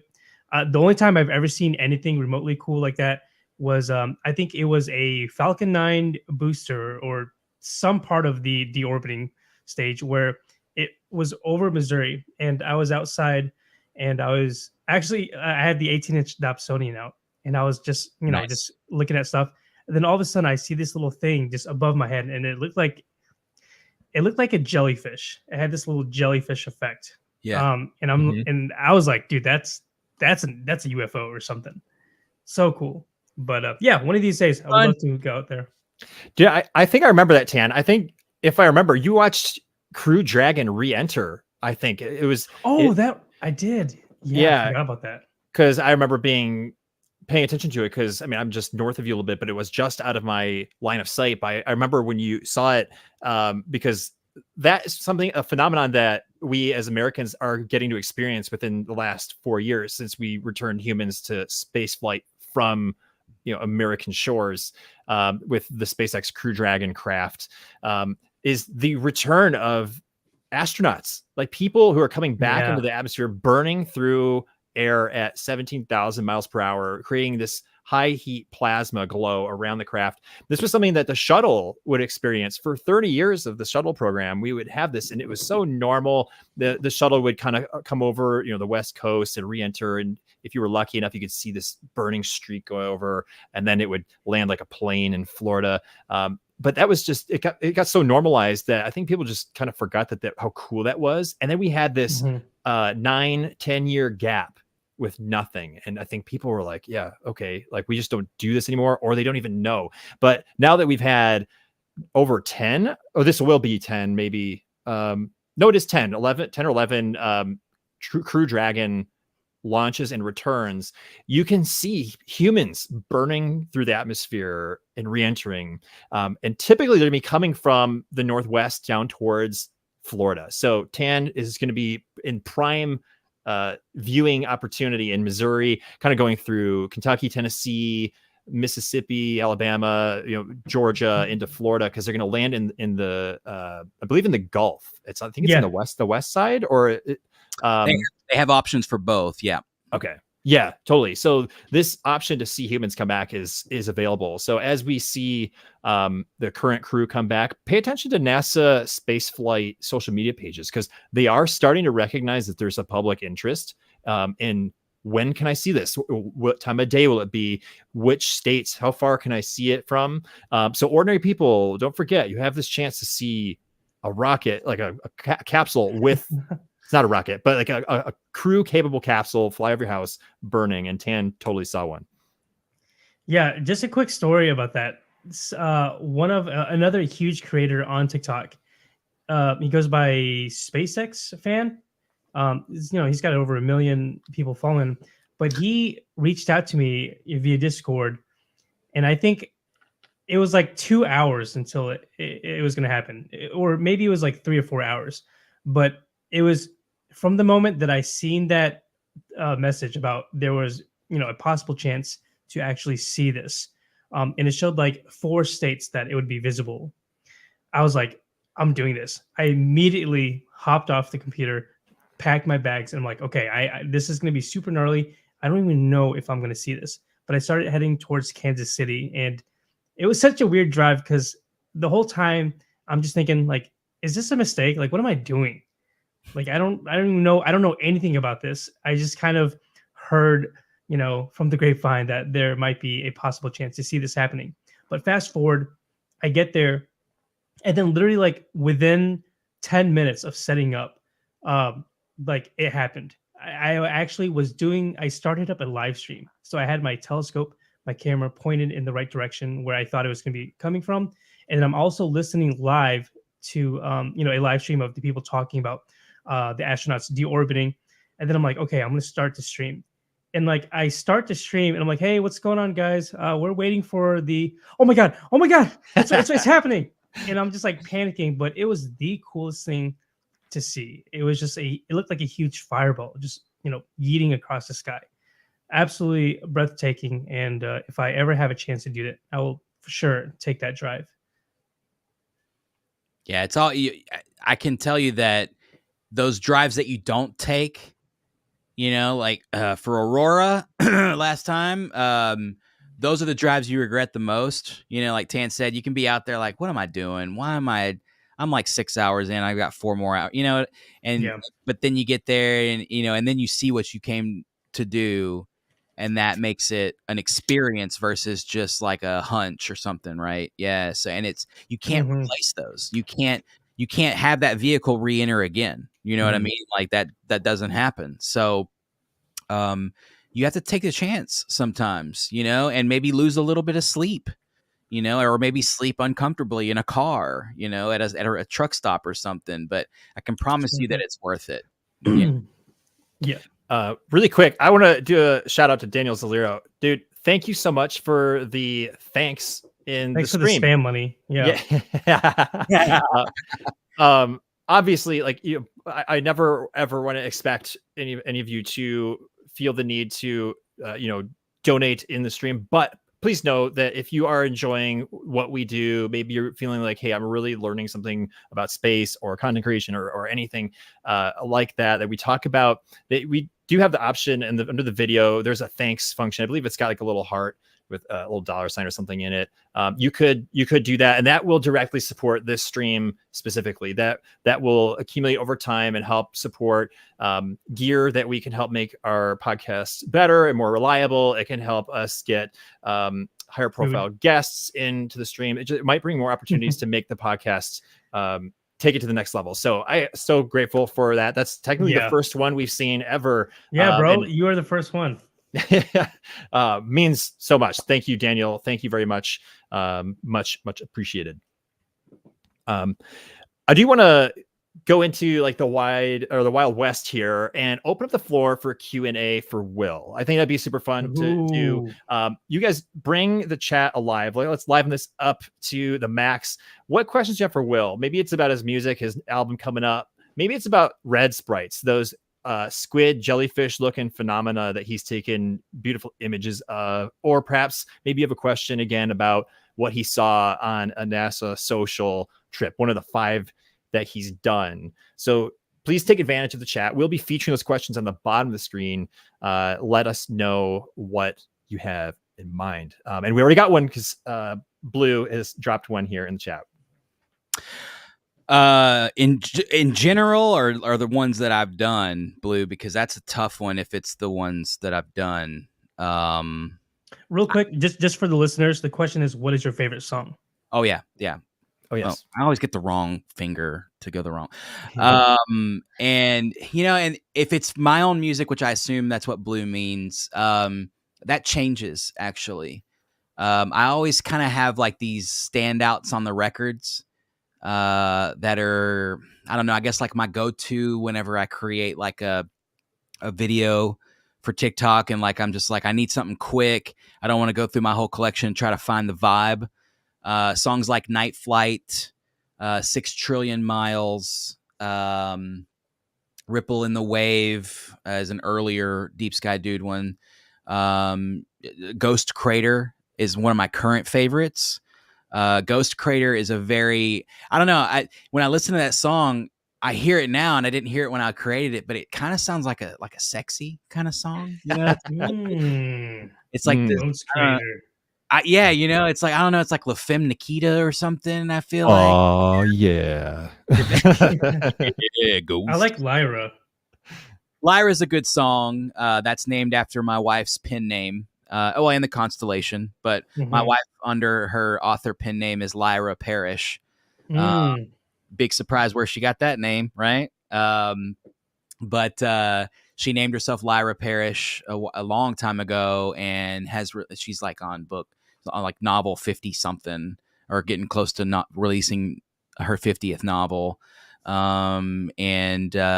So she's had wildly good success there, but I did kind of name and sort of dedicate that song to her. And it's, like you said, Tan, it's a chill song. It's very minimalistic in that it's just kind of a little haunting, ghostly piano melody.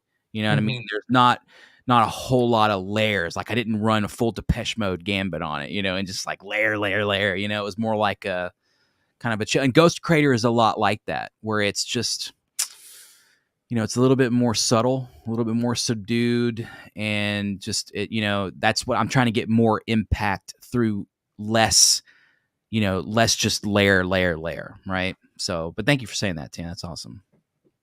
Yeah, for sure. Tan, you want to intro the next question? Yeah, we got Kayla. I think that's how you say it. Kayla.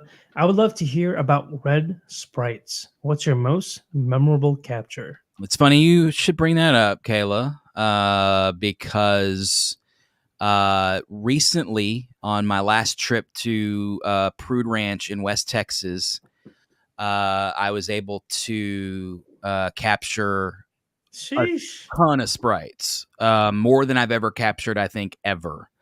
This is one of them. Now, this particular sprite is really special because I'm in a sprite hunting group on, is it Discord or one of those? I don't remember.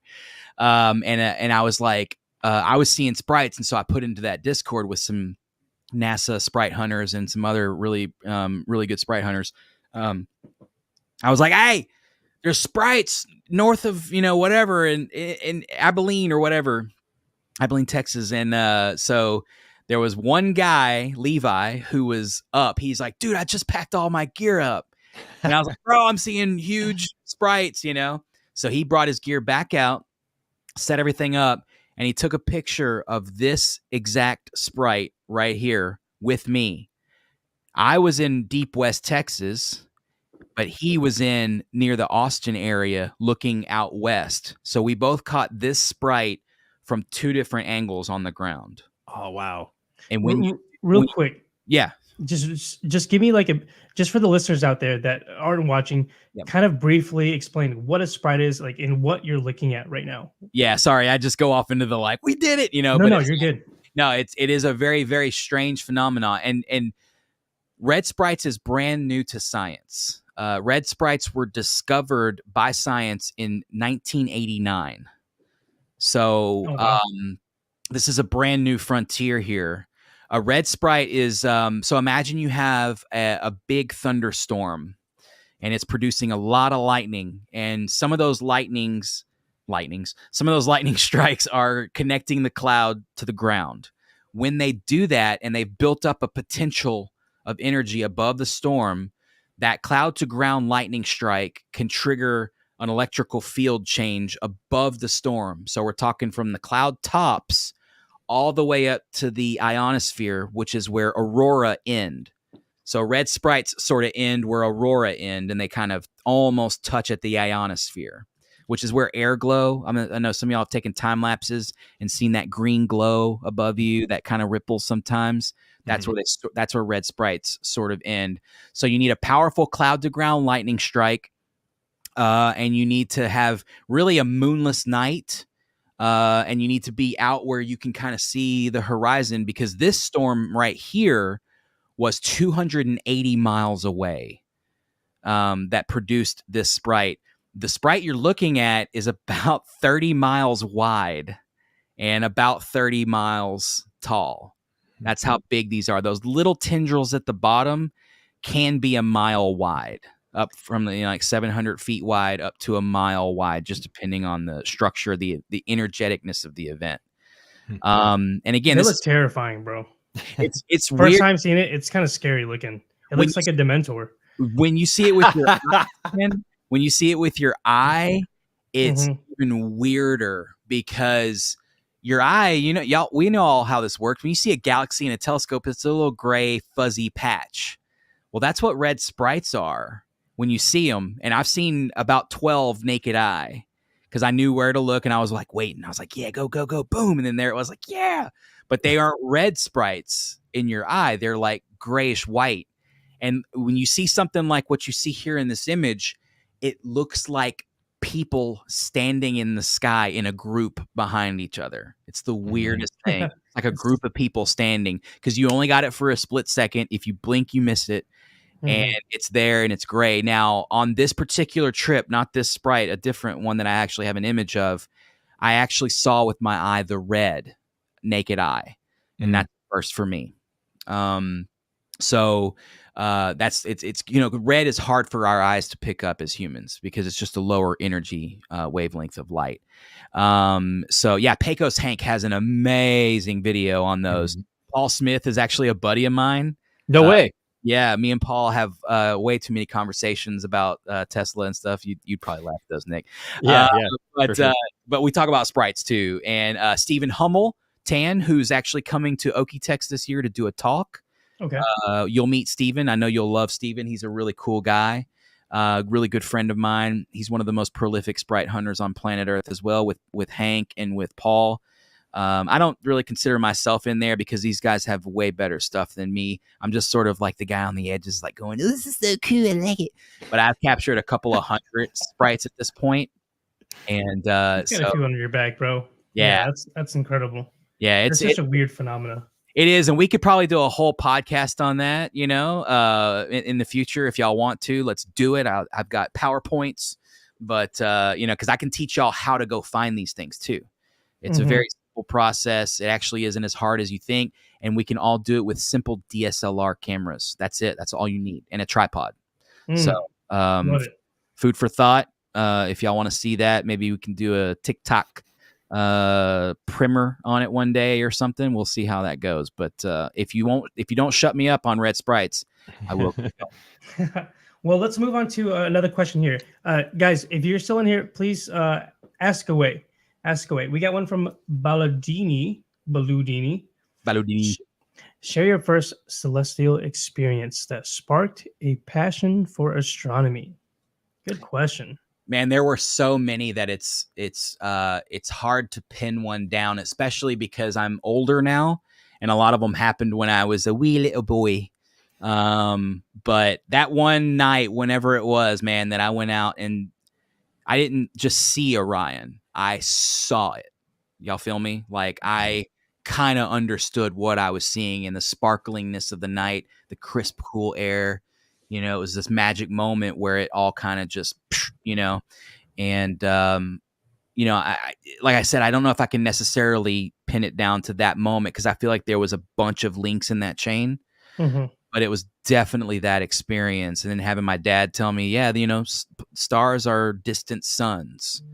And then I kind of realized that if you just ran away from our star, and kept shrinking it down, it becomes a star in Orion or the Big Dipper, right? So, and I think that was really kind of the catalyst for a lot of the nonsense that I push into my brain now. So, yeah.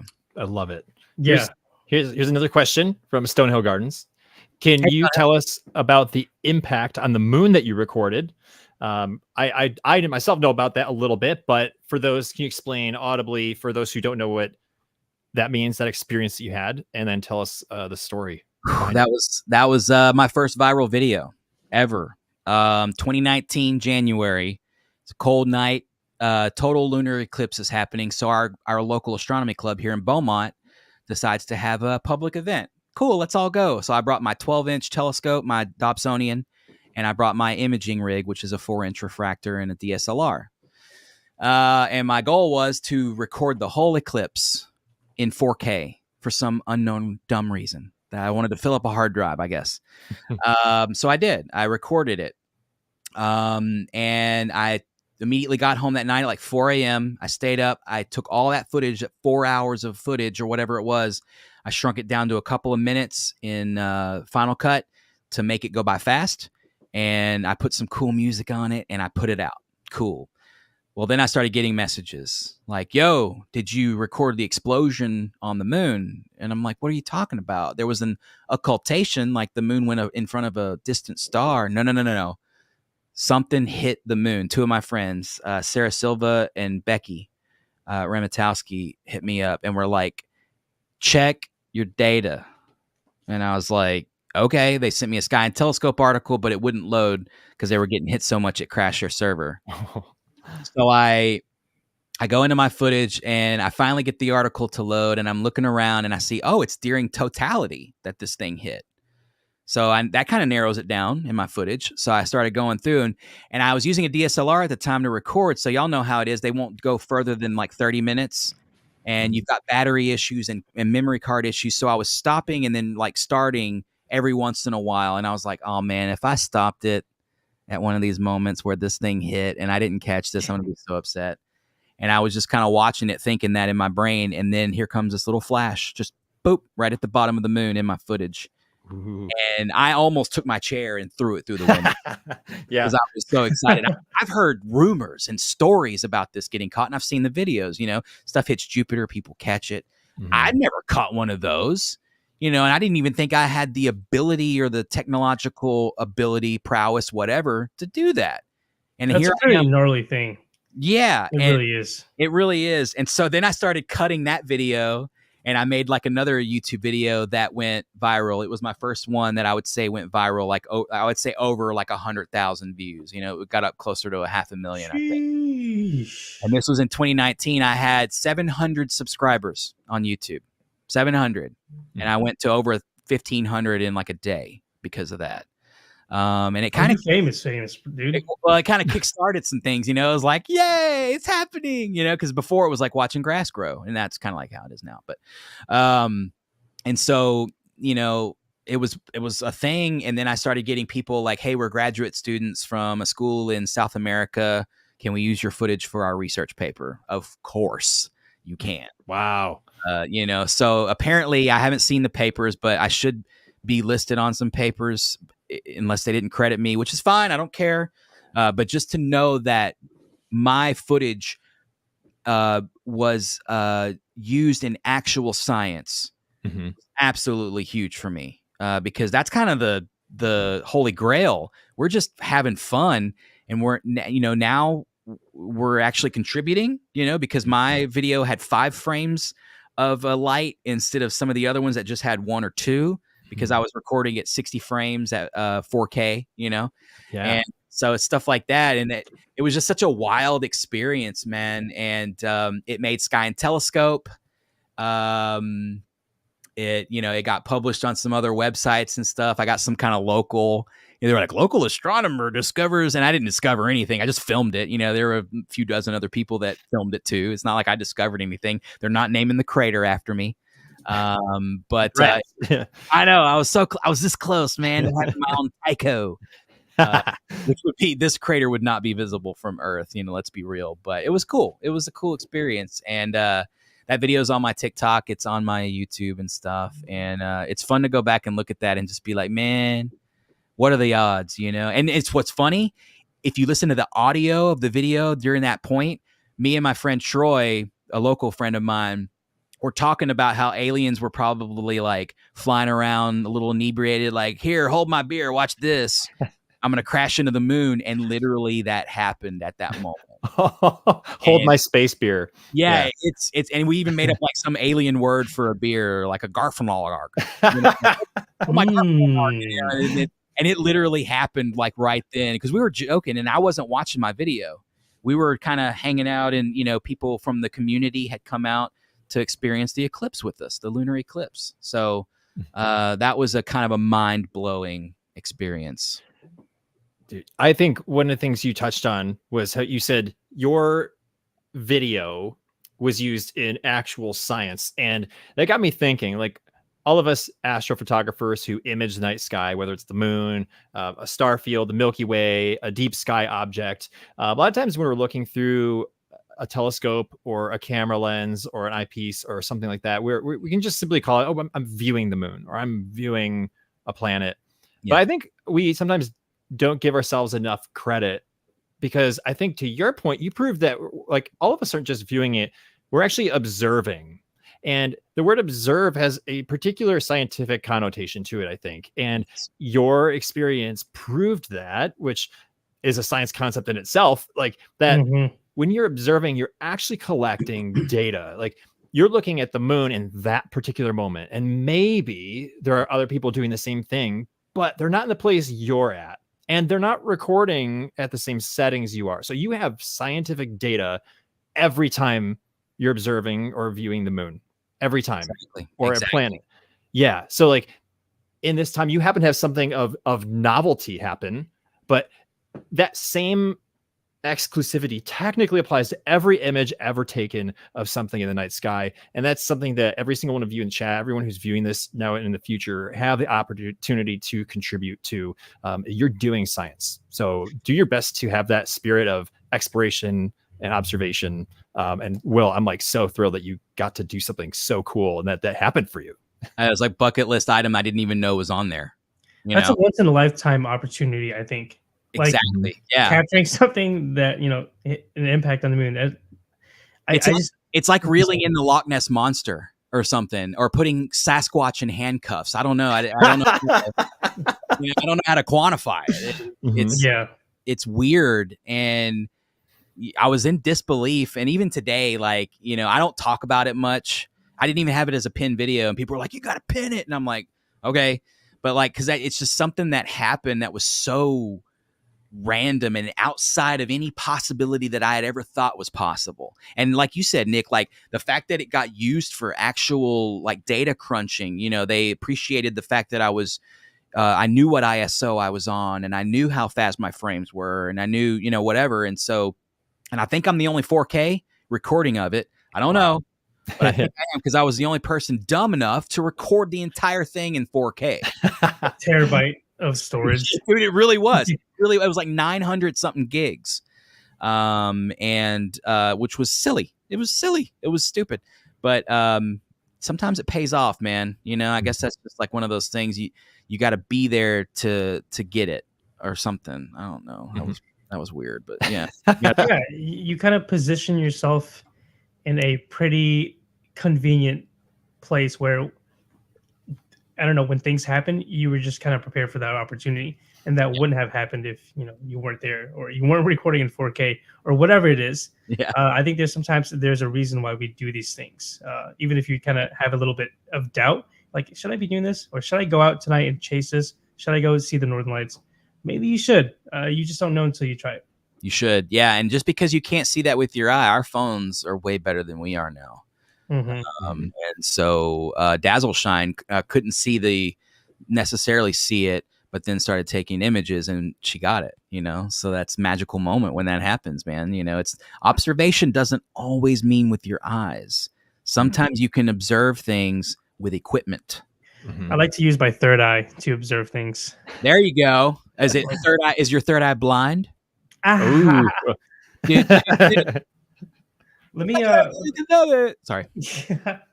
Moonlegs has a question here. What's something in astronomy you've been wanting to do but haven't yet? That's a good question. You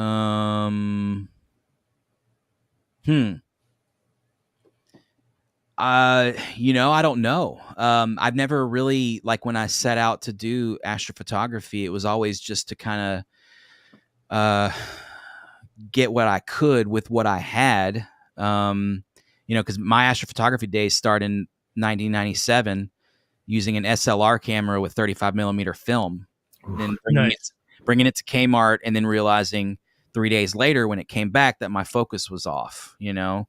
So I think the one thing I've always tried to do is just do better, you know, like get an image, it's going to suck. Do it better next time, you know? And so that's kind of always been the thing that I chase, not the milk, but, you know, I do chase the Milky Way. I do. I chase it. We all do. We all do. We're all chasing the milk at some point. I'm stealing your name.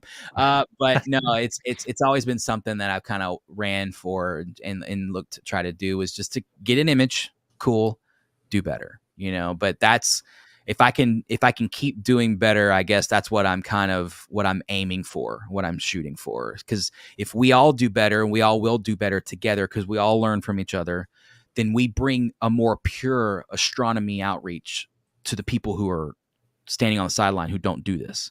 And I think there's some power there, because if we can bring that really good picture or video or whatever and put it in people's faces, I think it's going to change more lives than it would have if we didn't do it maybe as good. You know what I mean? So I love that, man. there's a lot of different things at play there. Yeah. So Yeah. And that kind of leads me to a question that I have for you. You kind of have your hands like dipped in all these different things. You've done so much in astronomy when it comes to like the star parties, chasing sprites. What would you say is your biggest piece of advice for maybe a listener who comes across this podcast and is wanting to get started in astronomy? Like, what words would you have for them? it's a good question. One of the first things I would suggest to do is immerse yourself in every way you can. Live, eat, sleep, breathe this thing if it's really your thing. Follow Tan, follow Nick, follow me, follow all these awesome people in the chat, and surround yourself with that community in every way. Look at how everybody's doing everything they're doing. Look at the equipment. Look at all the different aspects of it, and then eat the fish and spit out the bones. Try to figure out what works for you, what you're after. You may be a lunatic. You may want only the moon. Okay, that's more than fine. So look at how some of us are doing the moon stuff and do it. Because it's kind of like, I hate to bring up karate again, but it's like, to learn the moves, you just look at somebody doing them and you go, oh, it's okay. All right. And so just kind of go by the motions. It's a dance. It's a program that once you learn, you can do better. So that'd probably be like the first thing. And then look for a local astronomy club. I always suggest this. There's a lot of knowledge at local astronomy clubs. Local astronomy clubs have local star parties that are meant only for the club. You'll learn so much there. You'll learn more than you ever thought possible. So stuff like that. And just be an active member. Ask questions. What is an equatorial mount? Well, that takes me and Tan and Nick 15 seconds to describe what that does. You may be like, I have no idea what that is. But once you know, you're not going to forget it. And it's going to be, you're going to be like, oh, that's what that does. It points to Polaris. And then, so it's like, it's one of those things where it's just like, ask all the dumb questions. Nobody here in this chat or in this room is gonna flag you for that. We love the dumb questions because it makes us feel so smart, and that's, we love to help perpetuate our obsessions as astronomers. So it would be that. Get on YouTube, man. Just eat, sleep, and breathe it while you're munching down on some grindage. You're watching somebody on YouTube and watching their videos. Go through their stuff. Astro Backyard, buddy of mine, his stuff is great, especially if you want to get into astrophotography. God, there's so many, and if I start naming them, then I'm gonna leave like thousands of people out. But y'all get my idea. I get the drift here. So just immerse yourself.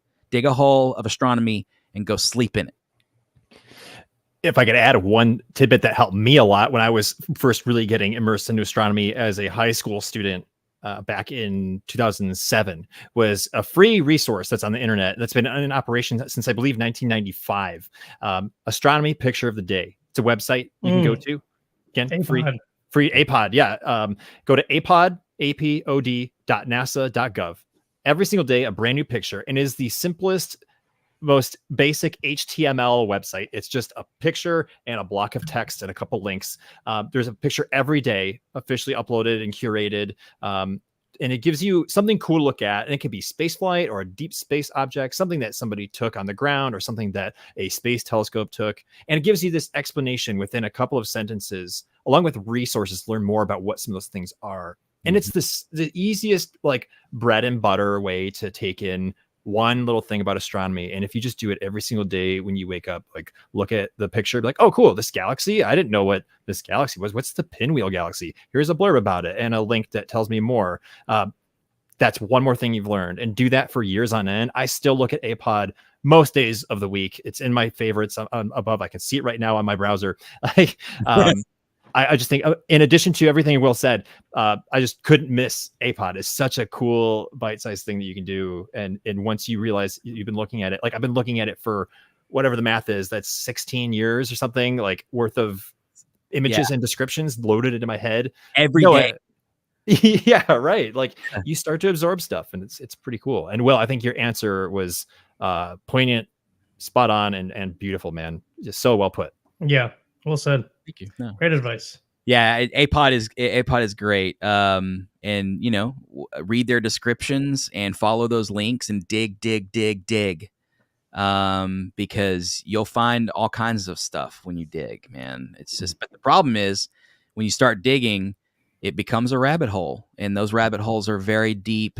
And then you'll discover stuff that science doesn't even know yet. You'll go down paths that we're still working on as a species. So it's fascinating. Well, I want to take a moment to wrap up the Q&A here. And the final thing, Will, that I would like to ask of you is, can you take a moment and promote yourself? Tell us again, what are you working on right now? And what should people in our audience be excited about that you're doing next? Like, what are those things? Feel free to have the floor and promote yourself, man. What are you up to? What are you working on? Okay. So album, which we already talked about. We now know it's August 23rd. Volume 5 is coming out. Some more space music. I've got a couple of more Star Party videos that are coming up soon. Actually, last year's Okitex video is something I'm working on. So if you're interested in like how an Okitex works, how a Texas Star Party works, those videos are on my YouTube. They're longer format. They're, you know, over an hour long because I'm there all week and I'm taking little snapshots and videos from here and there. And the people have spoken. They told me they like longer videos than shorter, so that's cool. You can turn them off whenever you're ready. I promise I won't get mad. But those are always there. I've got a couple of those new ones coming. I've got, we've got Okitex coming, and I bet Tan and I and some of the other weirdos that are going to join us are probably going to get pictures, and I think maybe even Moonlegs is joining us. You know, Fun, dude. he is. Yeah, Moonlegs is joining us. He's got a short drive too, like 2 or 3 hours. That's not even Must fair. be nice. Yeah, it's taking 2 days to get out there. But no, so it, you know, that kind of stuff, and you know, more. I'll be in y'all's chats on TikTok, bothering you, saying you know, borderline inappropriate things, and I appreciate y'all's patience in dealing with me on that. And you know, I appreciate and love everybody in the astronomy community. You guys are so awesome. And again, Tan, Nick, thank you guys so much for having me on to this. This is such an honor. It really is. I mean that. It's an honor to have y'all let me just run my mouth for, you know, an hour or two and kind of get it all out. Now I won't speak for a week because I finally just, you know, maxed out. Yeah, now I can go sleep for, you know, no. But you guys are awesome. Y'all have something very special here. I really do think so.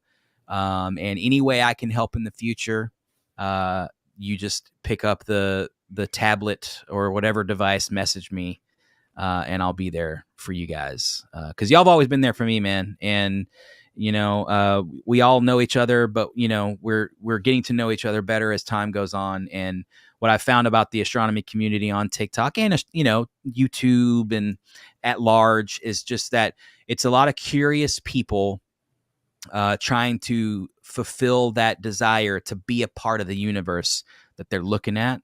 And so we all have that same goal in mind, I think, at the core. And that's something special. It's not something that other communities like geology or paleontology or, you know, whatever, mathematics, they don't really, you know, we have, I think, something way more special because nobody's going to watch a math outreach session on, but like we're over here man. And we have some hate. Yeah. Yeah. Well, that's okay, Tan. You know, with hate comes appreciate. So, I appreciate you guys and thank y'all so much for having me on your platform. So thank you. It was, of course, an absolute pleasure to have you, man. So great to get to know you better and to be able to share your view through the Galactic Window with everyone here in the chat. And again, with people who will stumble upon this episode on whatever platform in the future, they're going to get to see your experience, feel your experience, and find a way to connect with you too. And that's really exciting. So thank you for your time, man. This is fantastic. For those of you, again, who are watching, please do go support Will, Deep Sky Dude, on social media. You can find him. I put the link in the description of this video on YouTube. Of course, you can search for him on all major social media platforms. And of course, just like all creators, the best way to support is to interact, engage with content, listen to his music, watch his videos, give him follows, and reach out to him. If you have questions, Will's a resource. Like, get to know him. He's there. He's available, and yeah, he's just an incredible human being. I mean, maybe he's saying that it's questionable. I mean, I refute that, but nonetheless, yeah, he's a resource who's available. And yes, Will, thank you so much for being on the Galactic Window. Thank you, guys. Thank y'all for letting me take a peek through the window. Y'all have a good one.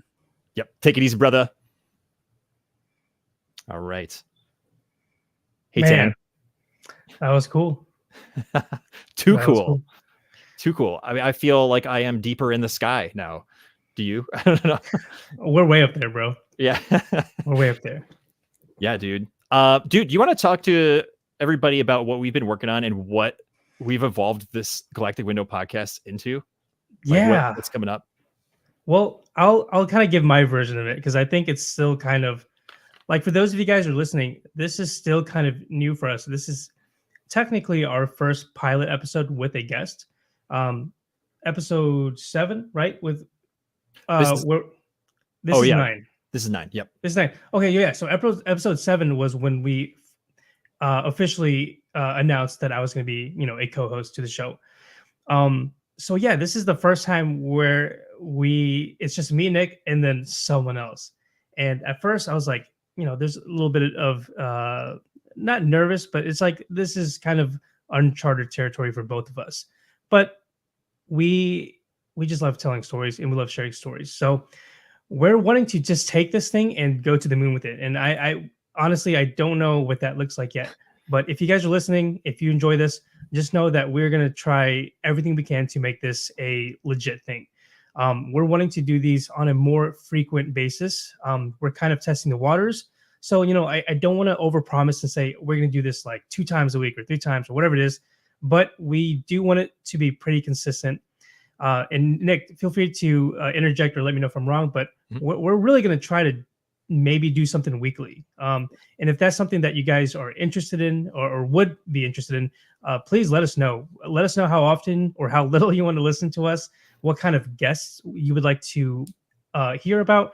I think the possibilities are pretty endless, and we're just kind of like entering this new phase. So it's going to be a lot of trial and error, but I think you and I, Nick, and honestly, with all of you guys that are listening, we can make this a really, really special thing.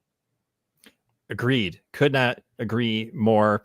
Tan and I have been having so many conversations over the phone and texting just pretty much every day about all these ideas we keep spitting back and forth. Like, we'll just call each other randomly and be like, dude, what do you think of this idea? That's awesome. What do you think about this idea? And it's just like this volley of evolution. And the thing that we're doing tonight looks so different than what we were doing even 2 weeks ago.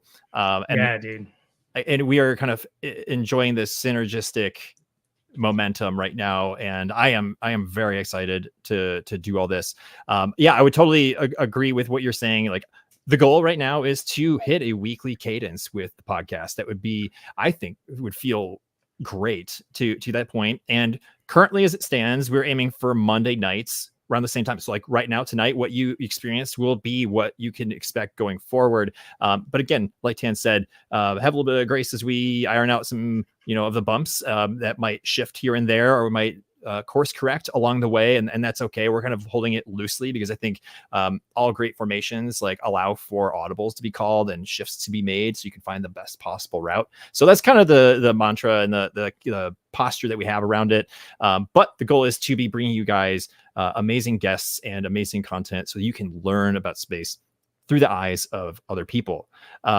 And something that I also wanted to touch base on too, which you guys excuse me, gosh, I just like choked on my own spit. Experience this week, if you guys were paying attention on the subscriptions, we've been doing video stream podcast episodes just like tonight, but we dabbled with something new just this past week. You can find episode 8 of the Galactic Window Space podcast here on YouTube only at the time, an audio only podcast episode where I recorded something myself, and it's a much more shorter bite-sized episode, but it's audio only, so you won't have a live stream, but we did premiere it on YouTube, so you can come engage with it as it happens and releases. We're actually going to be doing this alternating routine where we have a live stream guest episode like this, and then the next week is going to be an audio only with me and Tan, where we're going to record those nuggets, maybe something cool about space that's happening at the time, maybe just some like thoughts and how we might view the universe or space and astronomy in this particular way, and we'll kind of alternate our voices and perspectives on those things, and we want to share those with you. It's like a little bit more of an intimate session. Then the next week it'll volley back to the more public open forum live stream versions. So I would encourage you all to subscribe to the Orbital Alliance and then hit the notification bell so you get notified every time a new episode drops. But we'll be aiming for that Monday night window each time. So would appreciate it there. Tan, do you have any other final thoughts about it? Please subscribe. We ultimately just want to bring you guys astronomy, or as much as we can. And I love this idea of kind of sprinkling in these digestible little pieces, because sometimes, I get it. We're all busy. And sometimes, you might not have time to sit around for, like a 4 hour or whatever, how long it is. And sometimes you may just want to digest something that's, 10 to 20 minutes. So I think adding this will kind of really just give this interesting, flavor. So you can have some bite-sized chunks of astronomy, and then if you're ready to grab some popcorn and really sit down and hang out with us on a bigger show, then you have that option as well. So we are so grateful, and guys, we just really appreciate the support, and we hope that you will continue to listening to us yap about the wonders of the cosmos. Yeah, buddy, I love it. Yeah. Final thing, awesome. You guys are awesome. Final things I will say is thank you again, everybody, for hanging out with us tonight. There's just so many of you who've stuck it out through the night. It's now 11:20 Central Time PM on a Monday night. So if you guys are burning the midnight oil on a work night, you guys are mega champions. But tonight's been fantastic. And if you want to follow us on all social media, you can find me, Nick, the Orbital Alliance, on all major social media platforms. And you can find Tan at Chasing the Milk, also on the same platforms. And of course, we will be looking forward to seeing you all next Monday night, 9 p.m. for episode 10 of the Galactic Window Space podcast. Thank you for tuning in. It's been our pleasure to host it. And as you all know, we will see you all on the other side.